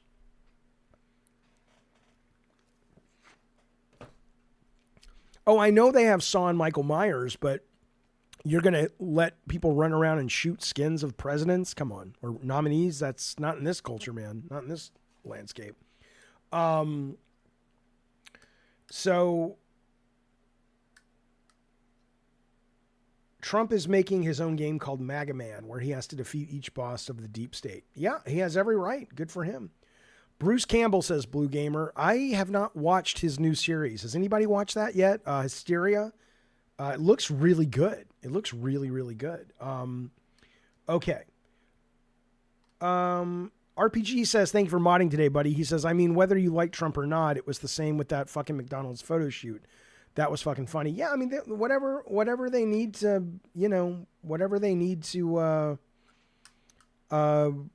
get their message across, whatever their message is. I don't shame them for that. I think it's great. But yeah, no, you absolutely do not. You do not in that Kamala Fortnite level. It's it's good. It's fun. It's goofy and silly and fun to do with your friends, and it's fine. But it's not like, oh my God, it's fucking amazing. No, I don't think that was the intention. Oh, right. I'm like, why is this up here? This up here because it helps remind me to bring this to your attention, my delightful friends. I want to show you something real quick. This particular show is really so generously supported by all of you members out there, and thank you for that. And why don't you consider a membership, a subscription? Consider liking this show. You're here. You're watching it, you're listening to it. Why don't you consider allowing it to continue and to be successful by throwing some ducats the way of gabbing in games? Or not. I'm just putting it in your goddamn brain pan. But here's what I want to say, though. Check this shit out. These guys, Salt of the Earths. These are the God of War members that really make this channel go. They are being presented today by Sweet Tooth and Taylor Swift. It's a new truck in the new unannounced Twisted Metal. Here they come. We got Big Bad Eddie Torres, the biggest, baddest game collector in the world. Zack procrastinates. He would be here more often, but he just can't seem to make it. Lutron Z is what happens when you get all the different parts of Lutron together and they assemble into a robot. One of the great D&D players and DM players, Hector Howell, Rock's Heart Vendetta, I got nothing to say about because I've never heard them chat to me, but thank you for your support. And of course, Swapfire, who's got a game we'll be playing live on the stream. You can get the link below on Steam right now, which is a very creative take on the first-person shooter. That's called Swapfire. You can see the link below, and you can also go over there and pick it up on Steam.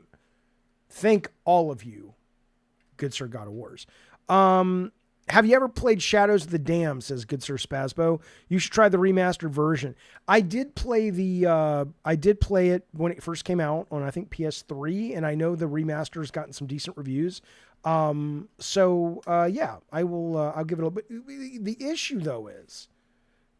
though with it is just, my goodness gracious, there's just so many goddamn things to play. But we'll talk about that. Okay, here's the deal. We're going to take a very small break, a very teeny tiny little break. 5 minutes, maybe, no more than that. When we come back from the break, we're going to talk about Dragon Age. We're going to talk about, some of the Matty B drama from yesterday. We're going to talk about, all the people losing their shit because who the fuck knows why they're losing their shit over Dragon Age, probably having to do with non-binary characters. Oh my God. So yeah, we're going to stay on the culture wars a little bit. We're going to talk about some tweets from Victor Lucas and good Sir Gene Park. I'll show you the new Shinobi footage that just leaked out, which is interesting. And we'll do a little bit more. So that's coming up in 5 minutes. But for now, we'll take a break. I'm just going to put this screen up. You won't hear from me. I'm going to set my timer. And I'll be back with you guys in 5 minutes. Stick around or remember to come back. I'll see you soon on the next half. Bye, you guys.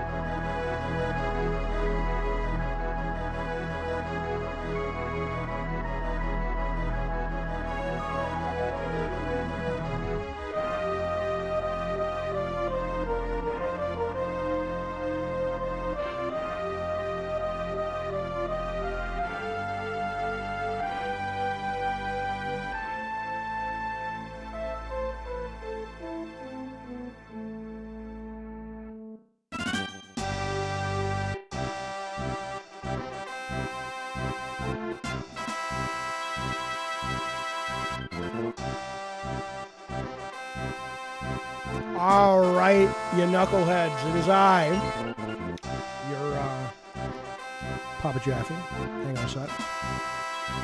That's the great Hook soundtrack. Let me just play that. All right, that's Hook from Super Nintendo. Great fucking game from Sony ImageSoft before they were PlayStation. All right, welcome back to the second part of today's Gabbin' and Games Live. Appreciate you being here. Appreciate you sticking around. I see there are a couple people waiting in the call-in waiting room. I will bring them on in just a little bit. I do want to get to some news first. But yes, that is Hook Super Nintendo, George. It's excellent. And it's an excellent game. It still holds up. You goddamn right. All right, fellas, here we go. Let's do part two. One moment.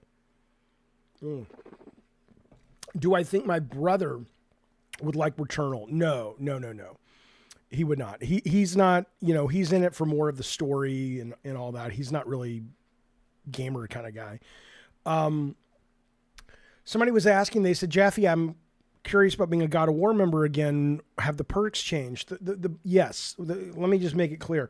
The biggest problem with the perks right now are that you can't really change them on YouTube without this whole rigmarole thing. And so I have a disclaimer. It's like, don't think what's written on the God of War tiers are the God of War tier members. What you get, I'll just be here's I'm trying to improve it, but right now all members get live chat shows when I do just members only. Usually that's when I game at night. When I do Brain on Games, all members, all tiers get that early, a week early or whatever. I mean, whether it's an I Love the Weird, anything that's not this show, a special show, we're doing 2 to 4 of those a month is what it kind of averages out at. They get that a week early. And then the God of War members and the mods, I think, are going to be the only ones moving forward that come to Lunch with Jaffe. Because it seems to me that's the best thing I can offer at that price point that people seem to want to come to at times. So mods can come if you're a mod here or over on Discord, and also on YouTube. And then obviously God of War members can come. And we do Lunch with Jaffe. I'm trying to do it once a month. So we basically sit for an hour and a half. And literally it's exactly what it sounds like. We just shoot the shit and eat and play games and talk and blah, blah, blah. I will say this, though. If you like this show and you like more podcasty stuff, better to subscribe over on YouTube. You don't get any of the live perks because they're not merged. And YouTube has shitty podcasts and Patreon has shitty live stuff. But if you like more of the podcast version of these shows, that's the better place to go is over on Patreon. Subscribe over there. Okay. And obviously, yes, Mutant Mode, Gamer Nights we do, but we don't do them all that often, but we will be doing a Call of Duty one. I'll be talking about that later in the week because there's some stuff cooking, but I got to get some information from the people it's a long story. I'll tell you later. Okay. All right.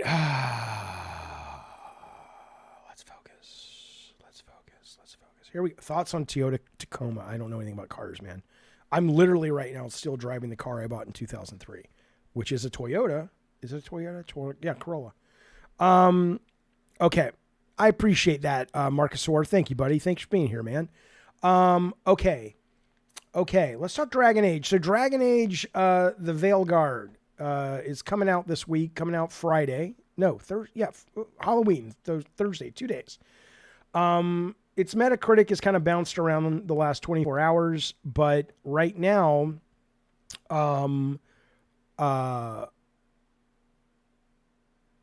okay, sorry. Right now, here's where we're at, folks. Oh, my big head's in the way. 84, pretty darn good for this day and age. 84, there was some controversy going around where people are kind of like, only the people that got review codes, are the people who were already positive for the game. I don't know if that's true. Maybe that's true. I wouldn't put it past EA or any video game company to go, hey, can we only give codes to hype the game up to the people who are inclined to like it? Yeah, I'd do it. They're not in the business of, they're not politicians. Not that they don't lie either, but so I don't know if that's true, but if it's true, I wouldn't be surprised and I wouldn't be offended. I'd be like, business as usual. Yeah, I liked Inquisition too, Soul Mike. I thought it was really good. But, you know, there's the reviews have pumped it up to about an 84. You know, most people seem to think it's good. It's not a traditional RPG. It sounds like it's got more action stuff in it. You know, your mileage will vary, but here's what I'm doing. I'm getting it on EA Play Pro for $16 because I have EA Play on Xbox Game Pass Ultimate, but Pro, which will let you play all their games day one as part of the package, you have to subscribe to. And so I canceled my Ubisoft Plus package because I finished Star Wars, which I loved, but they moved Assassin's Creed Shadows, which I was going to keep it for. And so I'm like, all right, I'll just move the money over there. So I'm paying $17 to play it. I don't really need to own games, you know. So if you're like me and you're like, I'm interested, the reviews are kind of good, I don't know, just go rent the fucking thing. It'll get $17, finish it in a month. If you love it, then you can buy it. But, you know. Anyway, point is, though, Arathizzle says, don't think several YouTubers are negative on this game so far. They got codes, but you know how that goes. I'm not sure I understand that sentence. I think Veilguard would still sell better if they did an ad with the Toyota Tacoma, says Brad. Probably. But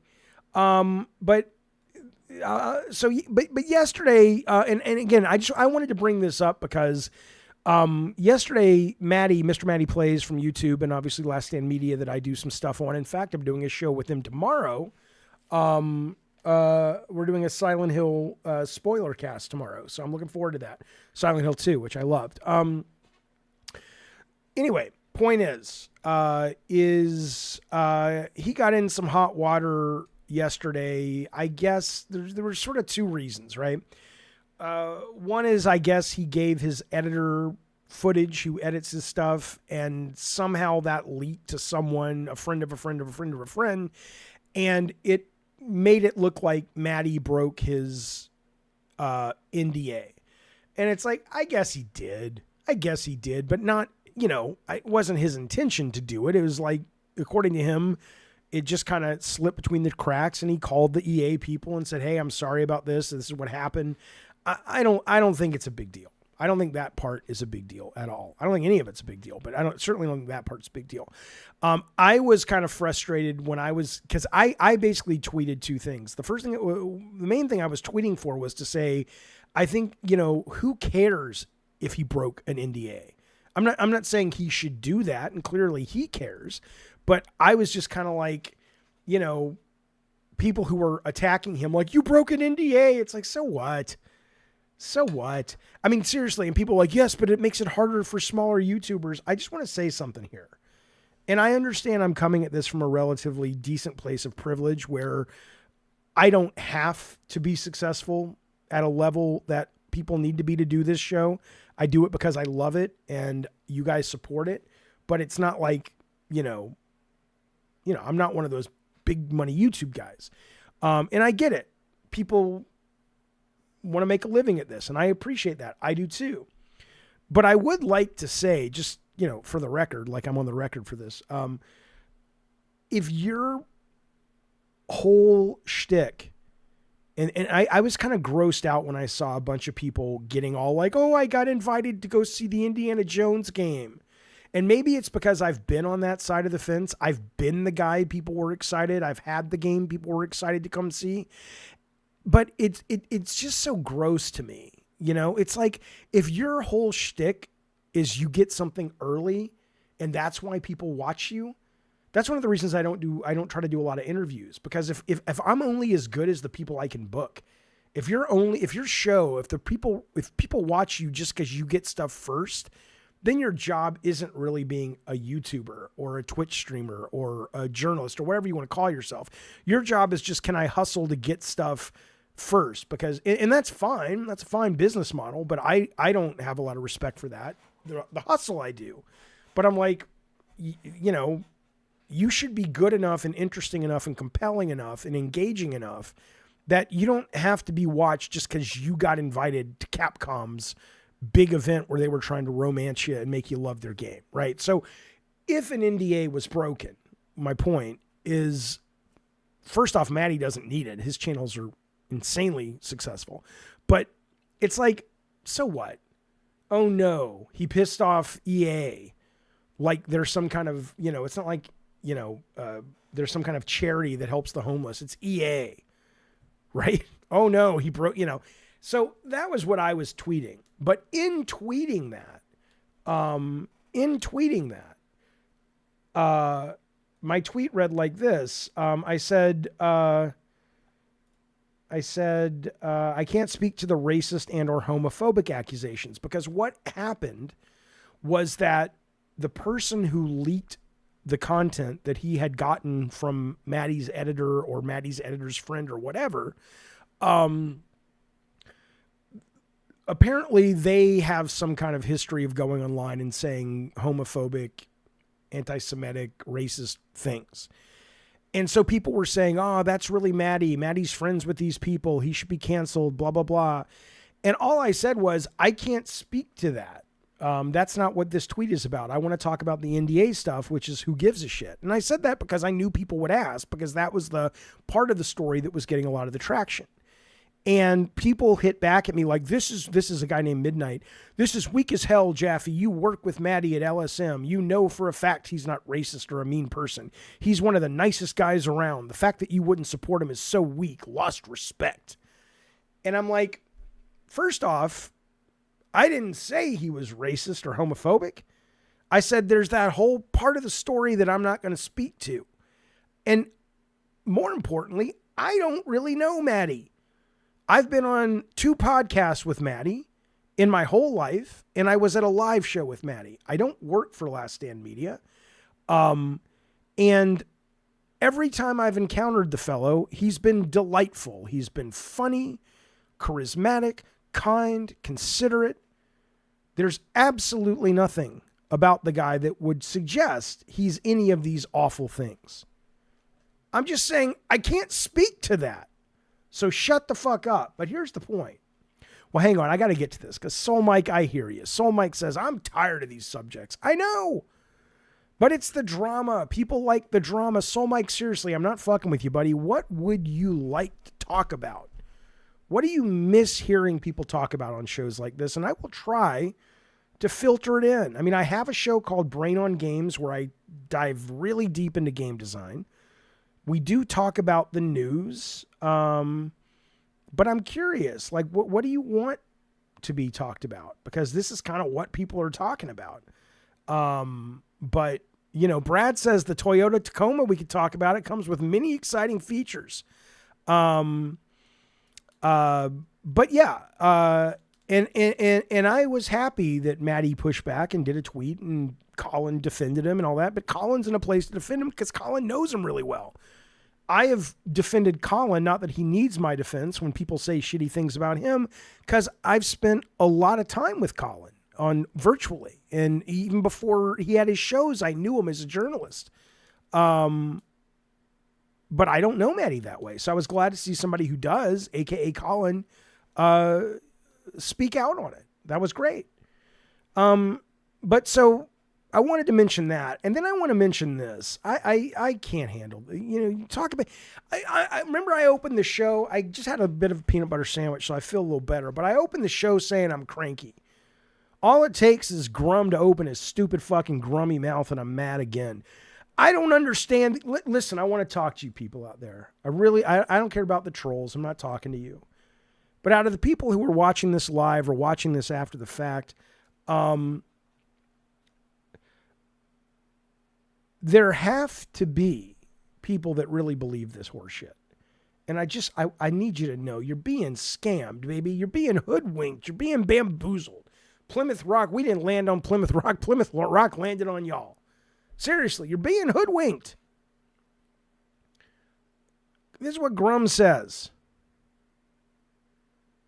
We are winning so hard this year. Stellar Blade, Wukong, and the woke AAA games are failing hard. It's working. And then this jackass, Sid Steinhardt, says, gamers are pulling off an industry-wide counter-revolution. It's beautiful. How are these people alive and real? They can't be alive and real. They can't be real. I like this lady or man called @WashYourCrack. The gamer counter-revolution, they say, is 2 games which will finish outside the top 100 on Metacritic. Y'all cried there wasn't enough cleavage in Stellar Blade and had nothing to do with the success of Wukong. No wonder Emirate, I don't know who that is dead if this is what it's working looks to be like, Grums. I can't handle this shit. I know he's farming, Yorch. I know Grums is farming. But how are people believing this? Jaffe, why does this affect your humor so much, says Eric, or are you performing? Okay, it's a great question. I'm not performing. It affects me because I am living on this planet. I am living in this country where I honestly believe, but I have no evidence to back this up, and it's quite possible it's not true. And if I saw evidence that it wasn't, I'm an evidence-based fella, I'd go, oh, I was wrong. I dove too deep into the stupid into the pool. That's cool. I don't have to be right all the time. But I have a lot of liberal people in my family. I have a lot of LGBT people in my family. I grew up, it's not as bad now at all, but it was really bad back then in a very racist, anti-Semitic town. I didn't get the brunt of it, but I saw it. And we have an election coming up where there are people who, you don't have to like Kamala Harris, you don't have to like Biden. I'm sure they're just as corrupt as any other politician. But you've got people who are just out and out saying lies. And I really do think that this whole Gamergate thing is kind of part of a calculated outreach program to a bunch of young men, basically. And I think that I'm not saying Grums is on the payroll. I think Grums has gotten sort of swept up in the churn of the motors, the boat, and he's just kind of, riding along making some ducats. I get it. But it's just mean and cruel and negative. Like I said, you can play Dragon Age right now. And I'm almost certain you don't... Well, there's a couple things. This was just announced, coming to PlayStation. I think this is embarrassingly stupid. I say just go watch some porn and be done with it. But that's fine. This is coming to PlayStation. It's Venus Vacation, Prism, Dead or Alive Extreme. Watch the teaser trailer. 実はね、次のお休みの日なんだけど。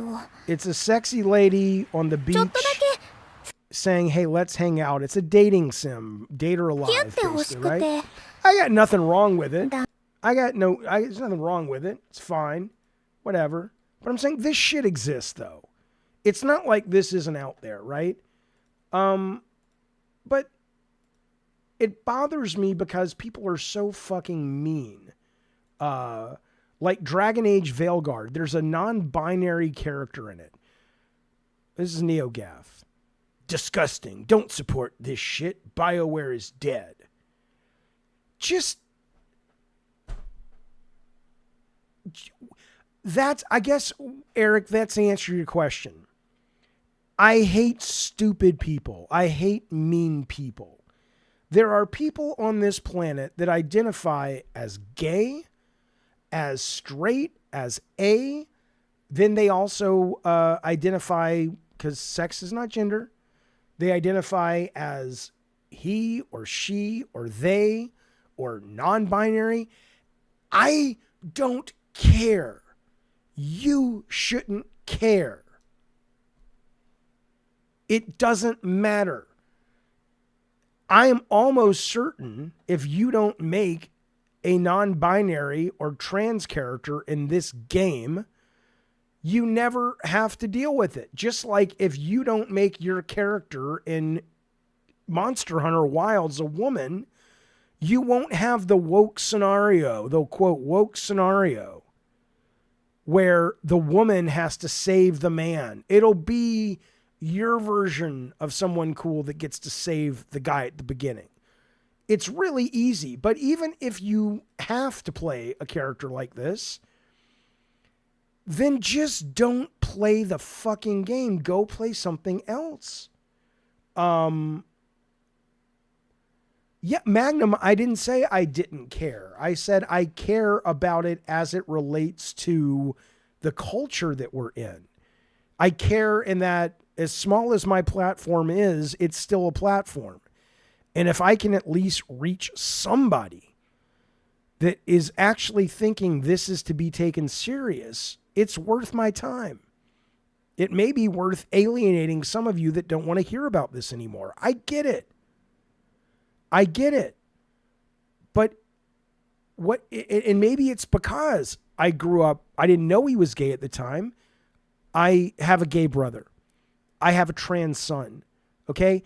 I see now how the cruelty affects these folks, right? When you say disgusting, don't support this shit, I want you to think about it. There are people out there, no matter what you think about non-binary, it's not a real thing. Well, you don't know that. You're not a fucking scientist. Scientists actually, if you talk to them, and they've talked to me online, it probably is a real thing. But let's assume for the moment it's not. So what? That's their lived experience. Why do you want to make them feel like shit? Can you imagine being a 13, 14, 20-year-old sitting around going, I think maybe I'm non-binary. I think maybe I'm trans. I think maybe I'm gay. And instead of going online and finding people going, cool, great, what do you want to do today? It's disgusting. Don't support this shit. I think it's mean. I think it's bitchy. I think it's shitty. I think it's cruel. And if you partake in this, you should be fucking ashamed of yourself. And where were you raised? In a goddamn barn? Hell, I know animals in barns that were raised better. The issue is, says Ultra, people do not want gender or sexuality to be a focus in their games. First off, you're wrong. Exhibit A, Venus Vacation Prism. Exhibit B, Grum's going, we did it, boys. Stellar Blade with all the TNA is 81%. So A, you're wrong. B, if you don't want to play that character, don't play a non-binary character. Why is this hard? You aren't owed every game that comes out to be for you. Maybe that's news to you. I don't know. Is that news to you? And I don't even care if your perspective is, I like this, I don't like that. I care that people stop being such assholes to people, especially marginalized people. I don't care what you think of Trump, but you got to give me this. He made it okay. He made it acceptable. He made it funny to be cruel to other people. He made it okay to punch down. Think about that. A man who's never had to worry about where his next meal is coming from in his life. That he could afford to pay for his kids' school clothes. That he could take care of his family if they got sick. It's never entered his fucking mind. That guy is punching down and it's funny to you?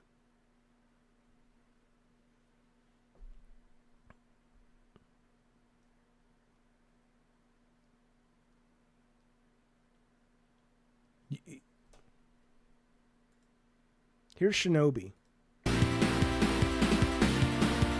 It's coming from Sega. It looks okay. It's cool. I mean, it's one of those things. It's one of those things that visually I like it a lot. Is it going to be like a repetitive run and gun, or is it going to be like a Metroidvania? Okay, interesting. So Samium says this is made by the guys that did Streets Rage 4. You goddamn right. Okay, that's good to know. Okay, because I thought Streets Rage 4 was excellent. This looks fun. This looks really, really fun. But I don't know when this is 2025. It'll be out this time next year. Yeah, instant buy. Absolutely. Absolutely. Me too.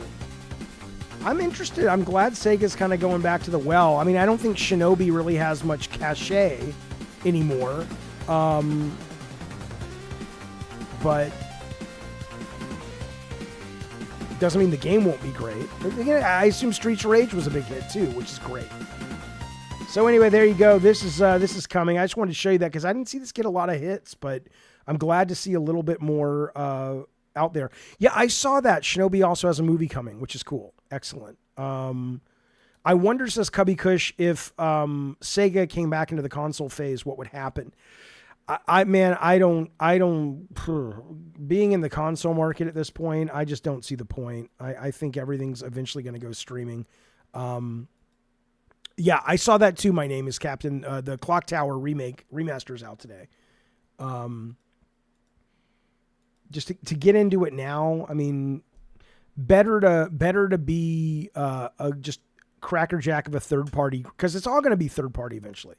Just be third party. Be great at that.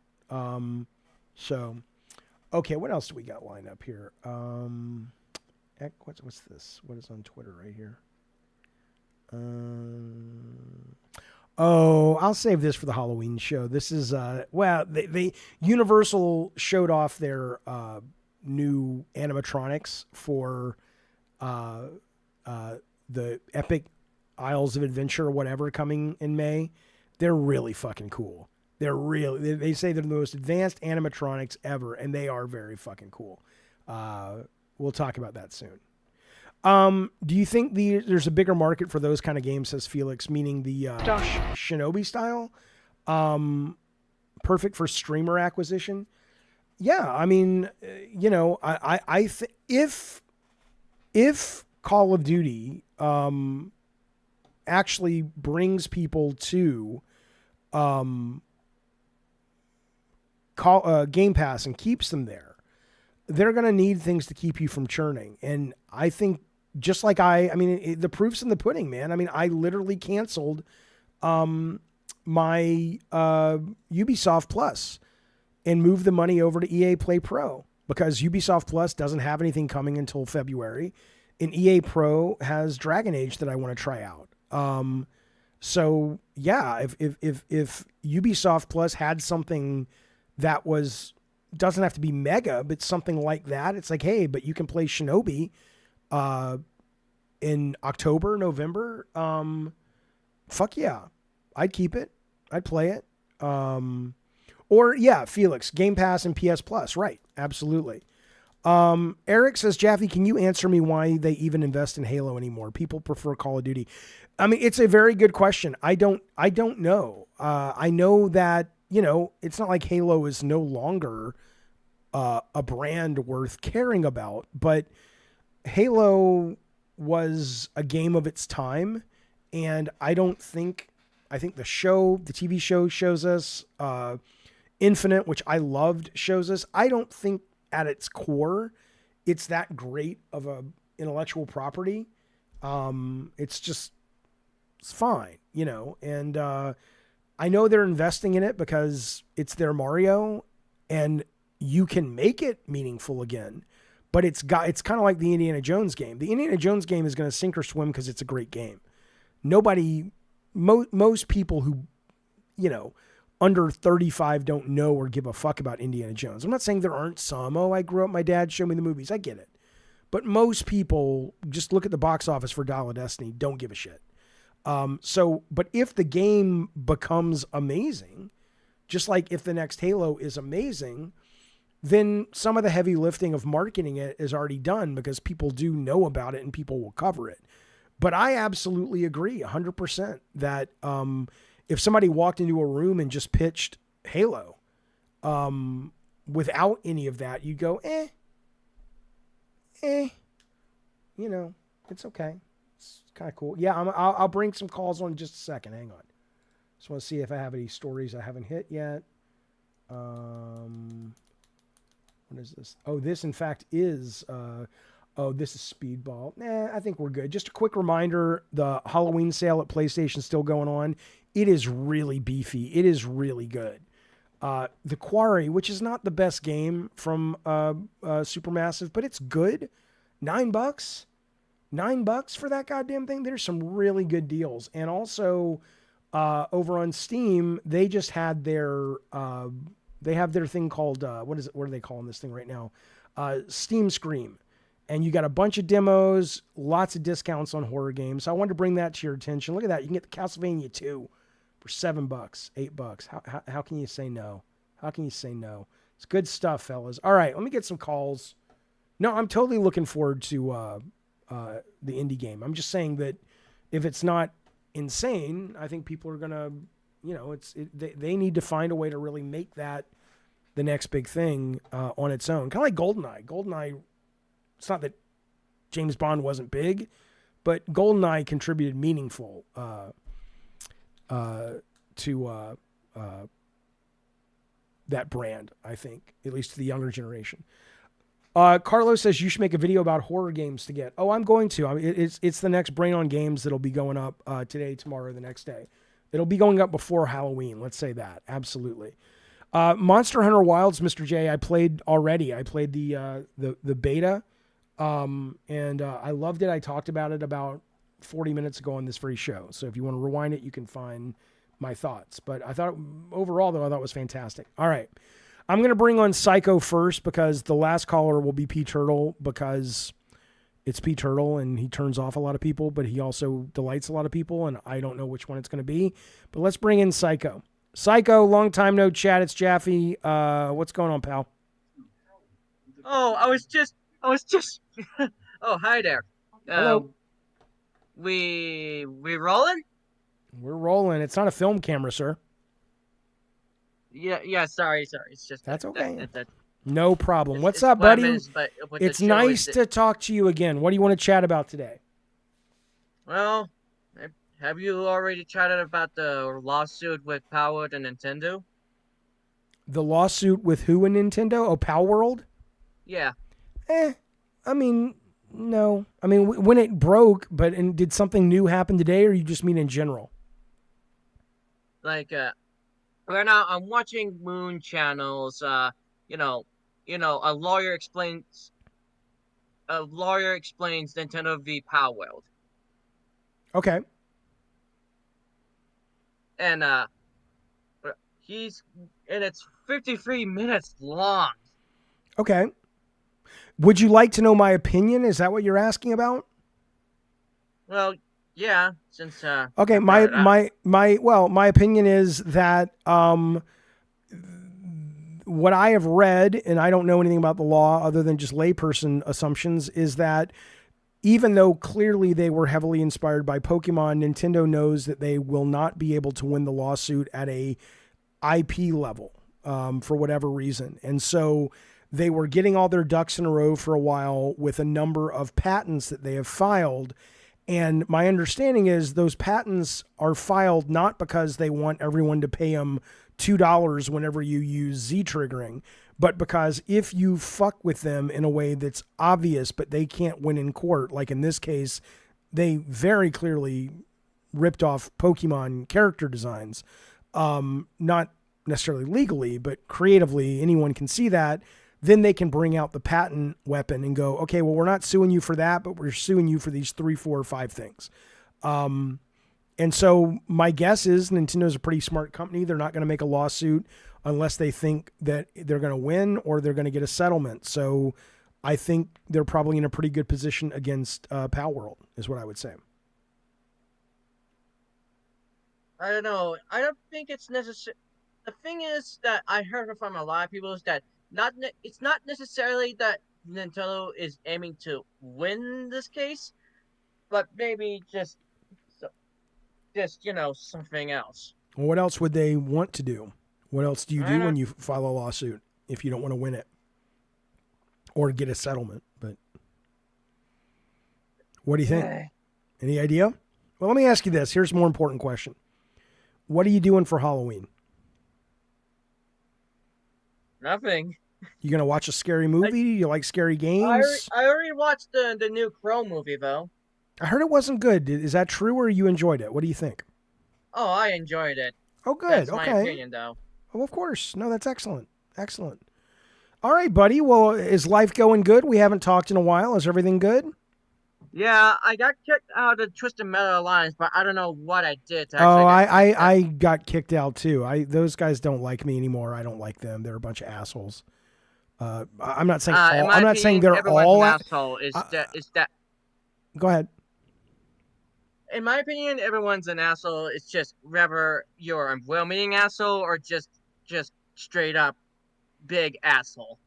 I found that environment, not all of them, there were some nice people there, like any environment, but that environment was incredibly toxic, and incredibly. I just did not like being there anymore. So I have not gone onto their website or their Discord. Not to mention they had a rule against you when it came to trying to stay healed and Twisted Metal Black online. Yeah, I don't know. I'm not a fan. Yeah, all right. The only I can understand with the health pickup that yeah. But here's the thing: you have to understand. If you get talking about the nuance of Twisted Metal Black, people are going to start asking me, Jaffe, make a new Twisted Metal Black, and I'll be like, I can't. I don't own the rights to it. What do you think about that? I shouldn't own the rights. I didn't fund the goddamn thing, but it would be fun. It would be fun. Psycho, I appreciate you calling, buddy. Thank you. Good to hear from you. All right, man. All right, fellas, last part of the show, we're going to bring in P. Turtle for just a little bit. He's been waiting for a while. We kind of know what he's going to say. So if this is where we part before good sir P. Turtle rolls in, that's fine. But if not, stick around. Here he is in all of his racist, what's the word? Pedophilic glory. Good sir P. Turtle. What's up, buddy? P. Turtle. What's going on, man? Well, I'm just doing a little show. What are you doing, buddy? Waiting. In fact, I had a whole conversation with that psycho guy. Yeah. Waiting. Oh, I'm sorry. I didn't mean to keep you waiting. I didn't realize. Hey, by the way, thank you for the membership. Oh, that's right. You're not a member. Fuck you, P. Turtle. I didn't mean it like that. As I was waiting, he came in there and he was, he started talking to me. He told me how much he hates my guts.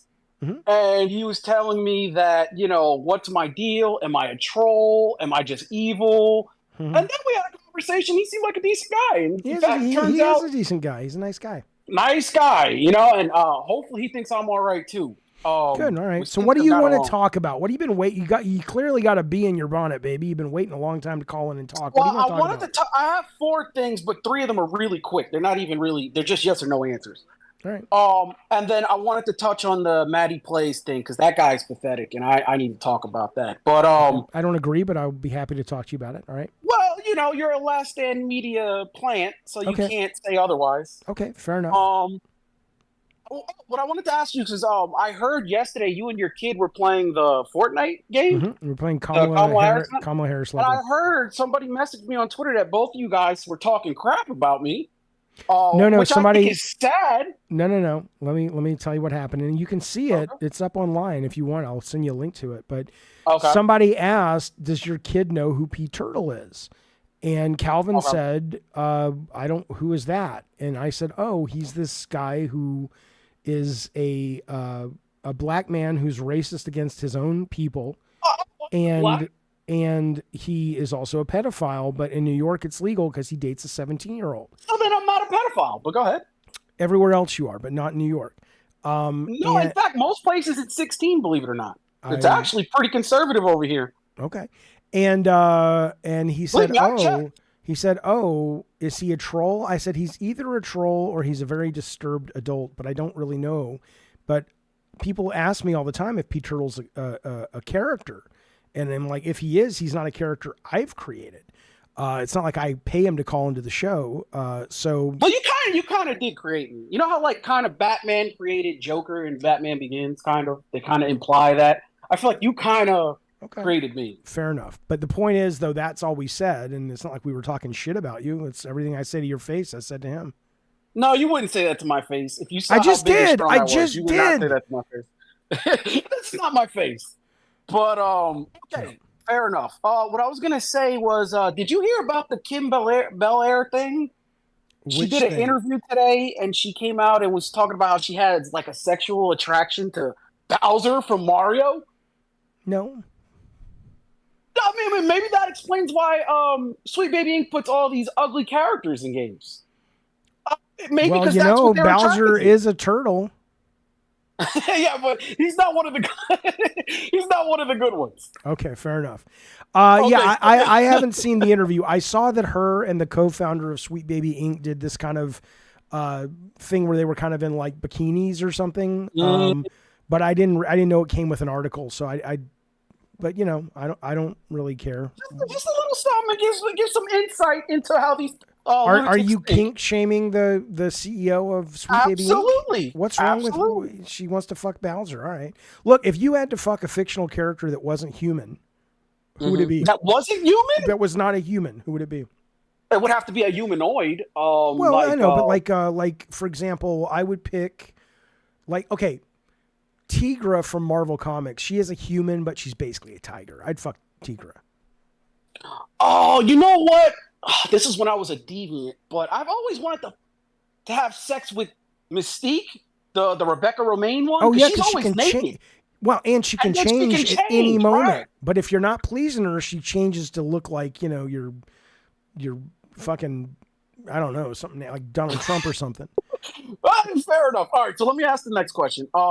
So I did watch some of the stream yesterday to try and catch you guys talking shit, you and your kid, and I saw that you said you contacted the Last Stand Media losers about doing a Call of Duty tournament. Yes, I contacted Last Stand Media. I don't call them losers. I'm a big fan of that company. And okay. But I did. We did a thing about 1.5 years ago, 2 years ago, where Gavin and Games competed with Last Stand Media and Call of Duty. This time, I reached out to them because there's a great charity for the military called, I think it's called Stack Up, where they go to veterans who are struggling coming home from wherever they were serving. And they either raise money to send them like consoles and games and things so they can meet other people online to get like a social online life, or send them to geek things like PAX or Comic-Con or whatever. So I'm trying to get together a little charity Call of Duty 6 group of matches of Gavin Games folks against the Last Stand Media guys again, but this time it will be charity based. So what I was saying is, I got Game Pass. I got it for like 3 years. I did the hack. Why are you not bringing P Turtle on there to lead Gavin and Games? Are you good at the game? Not really. I haven't played since. Well, then there's your answer. Like, why if not? Spazbo shows up, yeah, but I'm the money, baby. They come for me. They come for this face. If Spazbo has time and he wants to play, he's there. If Rob wants to play, he's there because they're good. So you're just giving me a bunch of names of people that you're going to pick over me? Because they're good. I'm not bad. I'm good at video games. It's the easiest shooting game ever. I'll tell you what. Do you have the game right now? Let's 1-on-1. If you can kill me, you can be on the team. Yeah, I have it on my Xbox. Yeah. You have Call of Duty, the new one. Yeah, Black Ops 6. Okay. I would have to install it, but yeah. I'll tell you what. We'll make that something we do this week. We will have a competition. I can't do it right now. You are my best friend. I love you. That is really disturbing. That is really disturbing. Okay, so last thing, because I know you're going to get me out of here. What about your high school girlfriend? She's not your best friend? I just took her and her classmates a couple of weeks ago to see the Joker movie because they couldn't get in. Yeah, yeah. Did you get ice cream afterwards? No, we did not.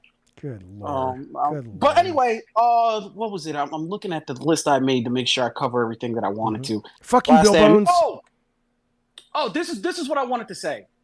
Before I talk about the Matty Plays thing, I know how your attitude changes during election time. I saw you kind of lose it. Your entire energy just flipped. Yeah, because I'm tired. I'm so tired of people being mean, P Turtle. I'm tired of it.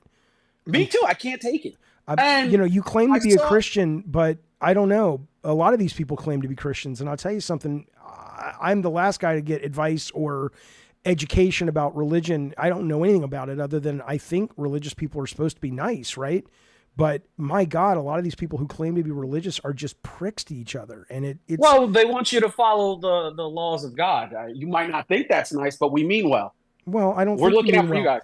I don't need you to look out for me. I'd rather you Why just don't be you to nice. look out for me? I'm not looking out for you. You did this whole stream telling people if they don't agree with you, they're assholes and things like that. So you're no different. But that's You're not no what I different. said. But that's not what I said. I said you can believe what you want, and that's But fine. you have to abide by my rules. You have to live how I want you to. I need you to shut up. You can't be mean to people. That's I'm saying the difference. what you think is being mean is other people just articulating their perspective, their point of view. And you take that as mean. If your point of view is this particular person shouldn't exist or be reflected in media because I think it's gross, and you don't have the wherewithal to recognize that that is cruel and you're hurting the feelings and emotions and maybe even more of people who aren't like you, then yes, I think that's cruel. And if you can't recognize that, then that's a you problem. I think if you word it like that, sure. But I think there's an argument that there's an overrepresentation for marginalized people, maybe. especially a certain group. And people work all day. People want to come home and they want to enjoy themselves, and then they have to get caught up in this. That's the problem. What are you actually suggesting? That when it comes to movies and TV shows, and I know you don't read, so let's just say movies, TV shows. I do read, but go ahead. And video games. I'm reading the chat right now. Are you suggesting to me that you just don't have any entertainment out there that doesn't reflect a world that you want to spend time in? It's not that I don't have any entertainment. It's that it's very rare to find that in a space that used to cater specifically to me. Right, but it doesn't anymore. So get over it. I know. So well, I don't have to. I can complain. I can bother people like you in the industry. Well, you don't bother people like me. You're making me money. People like when you call in. People who don't leave. I'm using you, B Turtle. Another black man being used by a Jewish man. I get it. I'm using your labor for my financial benefit. That's exactly fair right. enough.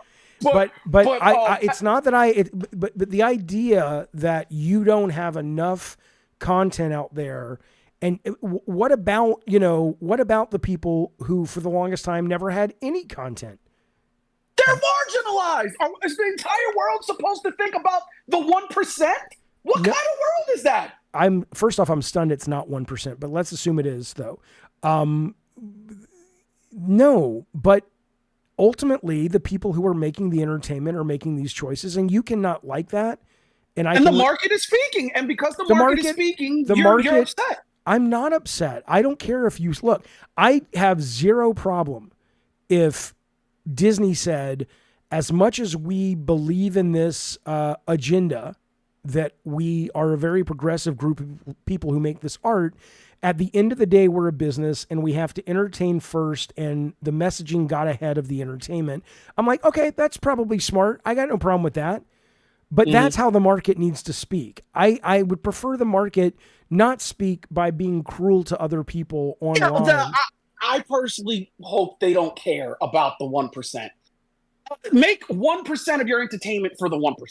The rest should be catered to us, white, red-blooded Americans. That's what it's about. Let me tell you this right now, because I gave you the stats on Star Wars fans, even though it's not necessarily gamers, but they don't cater to white men either. You're not a white man. I am white. I am the man, and I am a white man. Maybe in your personal fantasy, for some reason, you want to be a white guy, but you ain't a white guy. We both know it. I am white. There is no way you're a fucking white man, Peter. Right now, you could see my face red. If I was black, I wouldn't be able to see my face red. I could never see your face because you will not show people your face. Yeah, because you're calling me a pedophile when I'm not. You are a grown-ass man with a woman dating a young woman who is 17. You're not officially a pedophile in New York. She was 17. And then you broke up with her because she got too old. No, we got back together. What? We broke up because she claims I was looking at her younger sister, which was not true. Well, it was true, but what wasn't true, she didn't see me looking. Anyway, Pete Turtle. You identify. That's right. Doug in the chat says Pete Turtle identifies as white. Don't assume. That's right. Yeah, pedo turtle narcissist. You got them right. Well, listen. This is the Matty Plays thing that I had an issue with because I know I don't want to keep you. I'm ready to go. Mm-hmm. I think that. Let me tell you why I think that guy's pathetic.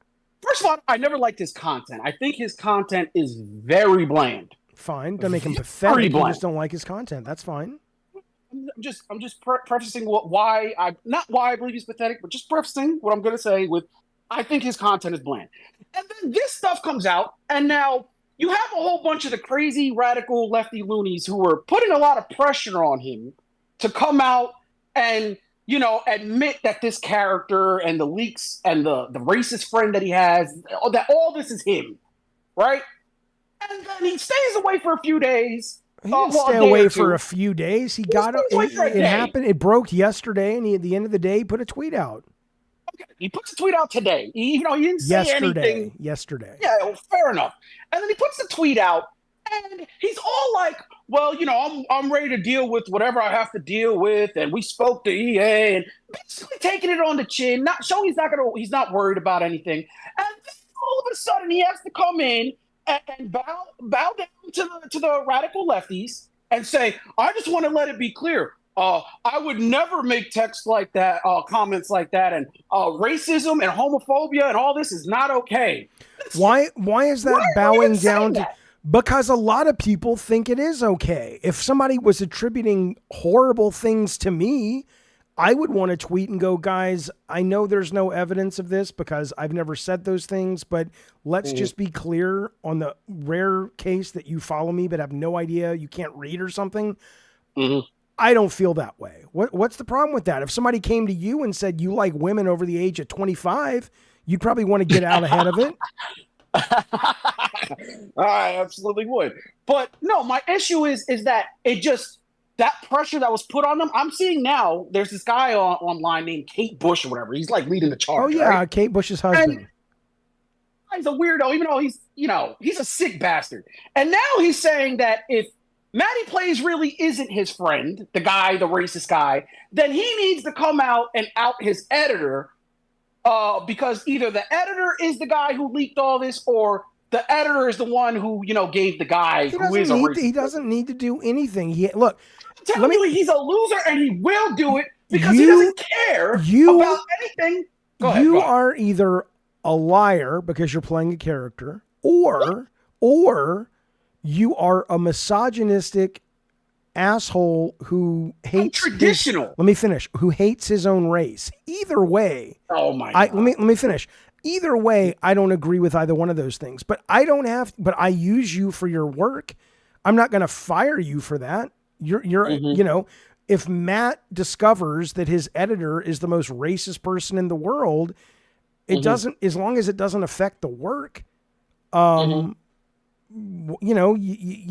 don't believe in canceling people who have ideas that I find bad.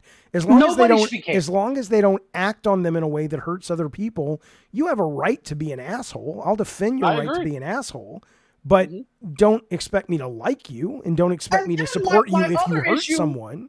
My other issue is that Colin comes in and he's like already proving, trying to act like with his comment that see, Maddie's innocent, and how can anybody?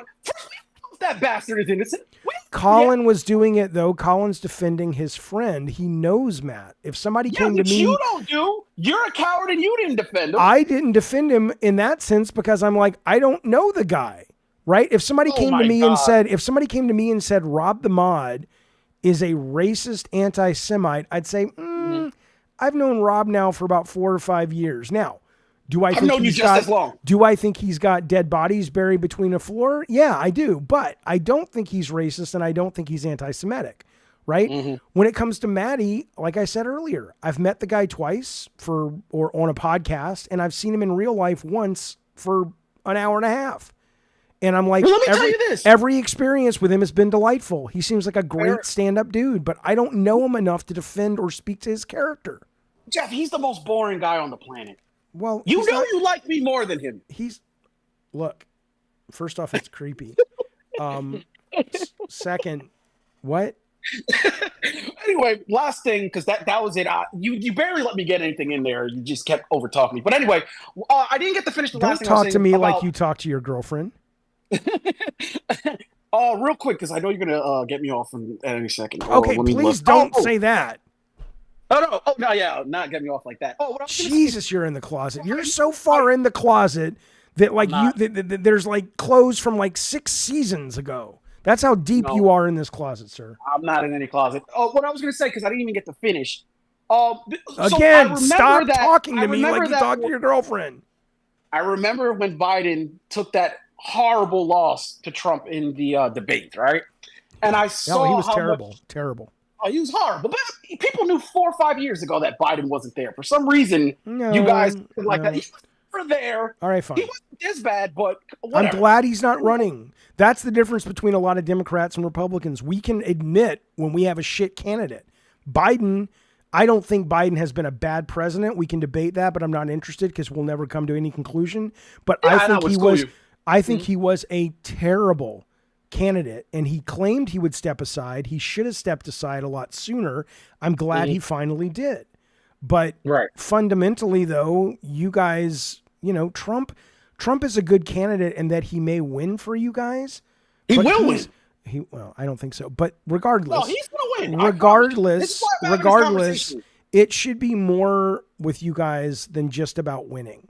It should be about doing the right thing. The guy's a nightmare. He's an absolute nightmare. You guys didn't even vote for Kamala. You want to bring? I did. Get kicked out of the prime. I liked her. Did you vote for Kamala? Well, I didn't vote for her, but I supported her. I'm talking about to be president. She was installed. No one's installed. You act like it. You don't even understand the process. The Democratic Party does not owe.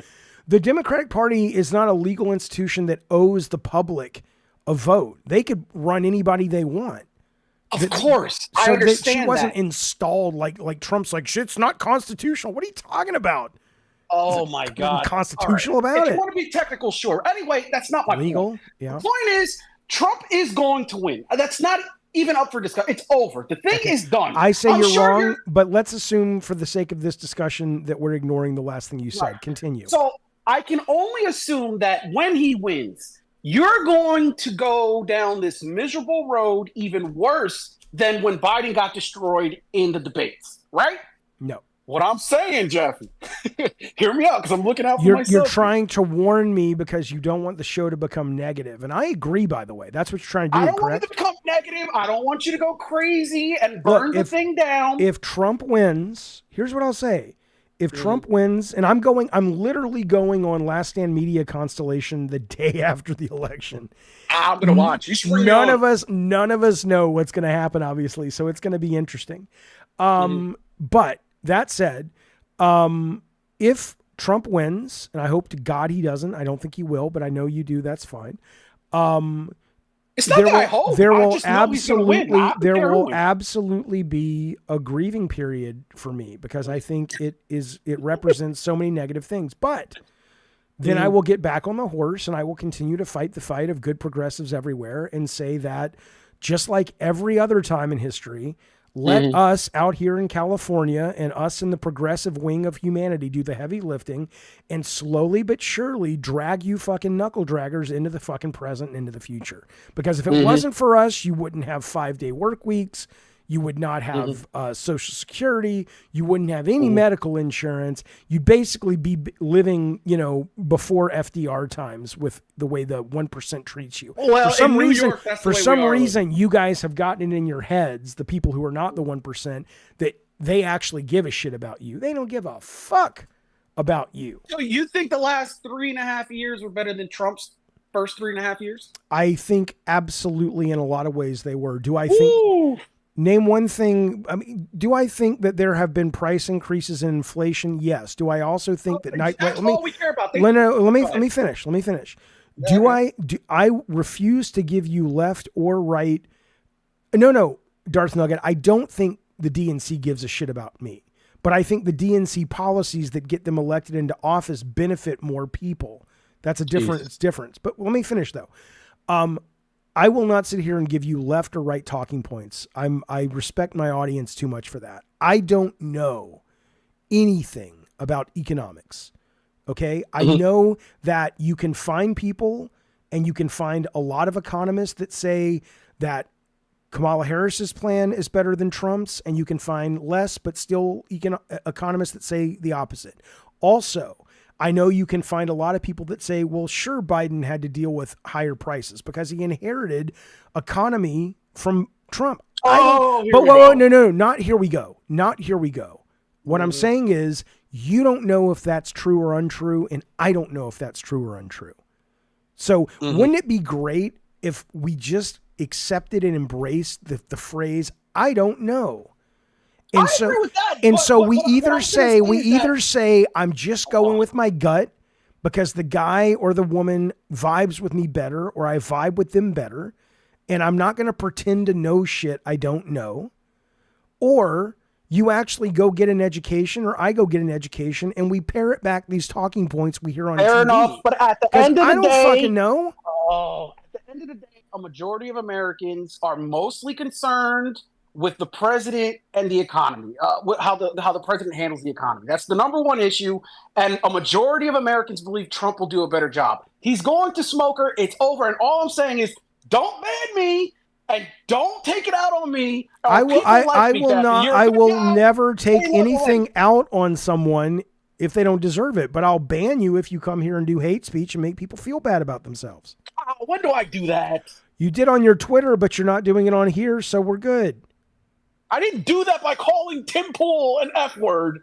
But if you want to take it there, then I guess don't. I have to go. It's been a long show, and I got a lot of editing. Listen, it's awesome talking to you, and I'll talk to you hopefully after the election. You goddamn right. Let me know when you're moving to Canada, because that's where bitches like you are going. Goodbye, P Turtle. Later. All right, there he goes, folks. Off into the night. The good Sir P Turtle. Well, that was a decent call. That was not terrible. There are some days where P Turtle just knocks it out of the park, like the Padres. Shut up. All right, fellas. That's the show. That's Gabbing and Games for today. Listen, let me talk about tomorrow and the rest of the week for a little bit. Tomorrow I will be on Last Stand Media with Gene Park doing a Silent Hill deep dive, and also Brad. I think it's Brad's show. What's this show called? He does the deep focus on games. I'm looking forward to that. That's tomorrow. So I probably won't be doing a live show tomorrow. Obviously, the next day's Halloween. I will be doing something then, and I'll be making up for the lost time over the weekend. I'll be putting out a brand new summon sign, right? Thank you, Darth Nugget. I'll be putting out a brand new Brain on Games. It's all horror themed in the next couple of days because I got to edit that as well. And I'll probably be playing some Call of Duty online because I'm obsessed with that game. But seriously, fellas, fuck you, Bukaki. You're going to hell. RPG, thank you for modding. Bukaki Drive-By, thank you for modding. I do want to get to this super chat real quick. We have Cantankerous Games, been a member for 28 cock-a-doodie months. Thank you, buddy. He says, Jaffe, it's been a ride. How do you feel with the dread? How do you deal with the dread when you don't want to go back to a project? Do you find a way to go back or walk away? You know, man, God, that's a hard one. It really depends on your privilege, right? If you have the means to walk away, you walk away. But if you can't walk away, I think the best thing to really do is kind of get a sense of what's happening and what you can do to go, if I have to show up and get this done, let me figure out, you'll find an energy boost in figuring out why you feel so apathetic towards the activity and go, let me not put myself in that situation again, and let me start angling and steering my ship towards something that's going to bring me joy, because this is not bringing me joy, assuming it's not just a temporary burnout. So I find that sort of really just getting quiet and asking, why is this so hard for me? That will at least give you some North Stars. I know there's not only one North Star, but you know what I'm saying? It'll give you some points on your GPS soulfully to start steering your ship towards. And that alone will at least make you feel like you're making an effort to get out of the doldrums. Yorch, thank you, buddy. Been a member as well for 37 months. Cult Calypso, thank you, sir. He says, I have an amazing day as always. You too. It's the best time to like video games. I agree. 2006, we waited for Tuesdays and to buy and play everything that would come out on PSN.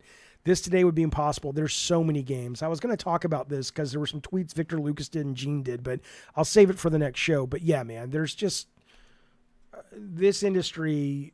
Gaming's never going anywhere. There will always be interactive entertainment, electronic interactive entertainment, but we're not going to recognize this industry in 5 years. It's not just the finances in terms of big budgets. It's just not sustainable. There are too many things to play, and the games take too long, and the games want you to stay with them forever. They're like a jealous, mistress or something. And it's working. People don't leave Call of Duty. They don't leave Fortnite. They don't leave Roblox. And so it becomes harder and harder and harder. And so I do think what will emerge out of that will be a healthy system, but I think there's going to be a lot more damage. And I don't mean to be like dramatic. Of course, I don't lose if I'm wrong, but I hope I'm wrong. But at the same time, though, there are too many games, and games take too long to play. I was talking with the Buzz developer in that interview, which is up right now for members. And I asked him, and he didn't agree with me, but I said, maybe one of the problems is indie games, because they are so inexpensive, comparatively speaking, to buy and to make. Maybe they should stop trying to compete with gameplay length. It's like, I don't want an indie game that's 20 hours. I don't want an indie game that's 8 hours. I would rather have an indie game that I can finish in 1 or 2 sittings, if it's a certain kind, if it's a narrative single player game, and then move on with my life to something else. But when the indie games are also competing for that much time, they kind of box themselves out of the part of the market where they could just be this nice palate cleanser or filler when you're coming between, when you're bouncing between something like, Silent Hill 2 and then Call of Duty. It's like, oh, okay, let me spend some time, over the weekend playing this new indie game, and I finish it, I move on. Yes, there is an I Love the Weird coming up on Halloween. I have all my stories worked out. But I see Movie Maniac says Sea of Stars is a good length at 30 hours. I love that game, but I don't agree. I think it's too fucking long. A little indie game like that, I don't got 30 hours to give to that. Not when Metaphor Fantasio is over 100. And I want to play that more than I want to play Sea of Stars. So, all right, fellas. That's the show. Filettis, that's just show. Thank you, guys. Thank you, mods. Thank you, members. Seriously, if you're still watching, it means you like it. Don't be a fucking baby. Don't be a goddamn baby. Consider a subscription, a membership, a like, a follow. Find me on Twitter. Find me on Patreon. Stop being a goddamn bitch. Let me tell you something. This card, the last thing I'm going to do for you today, I'm going to let somebody in the chat pick a number between 1 and 20. I have it in my head right now. Go. You'll see what you get. Just settle the fuck down. Between 1 and 20. Whoever gets it first.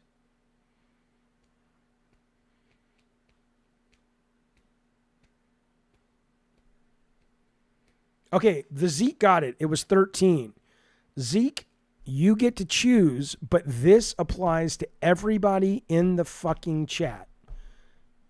Give me A or B, Zeke. Give me A or B.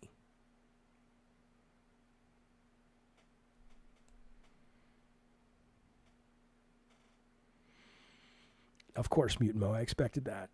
No, Zeke's got to give me A or B. Okay, B. Here we go. 1, 2, 3, 4. You'll see. 5, 6, 7, 8, 9, 10, 11, 12, 13. Now I'm going to the B side. I haven't looked at it. This reflects the soul of everybody for the next 30 days in the chat. You guys, oh, you're Daredevil. That's not bad. You guys are heroic and badass, and you fight the good fight. There you go. You guys are Daredevil. How can you hate that shit? Be well, be safe. Thank you for hanging out with me today, talking video games. I'll see you guys soon. Goodbye.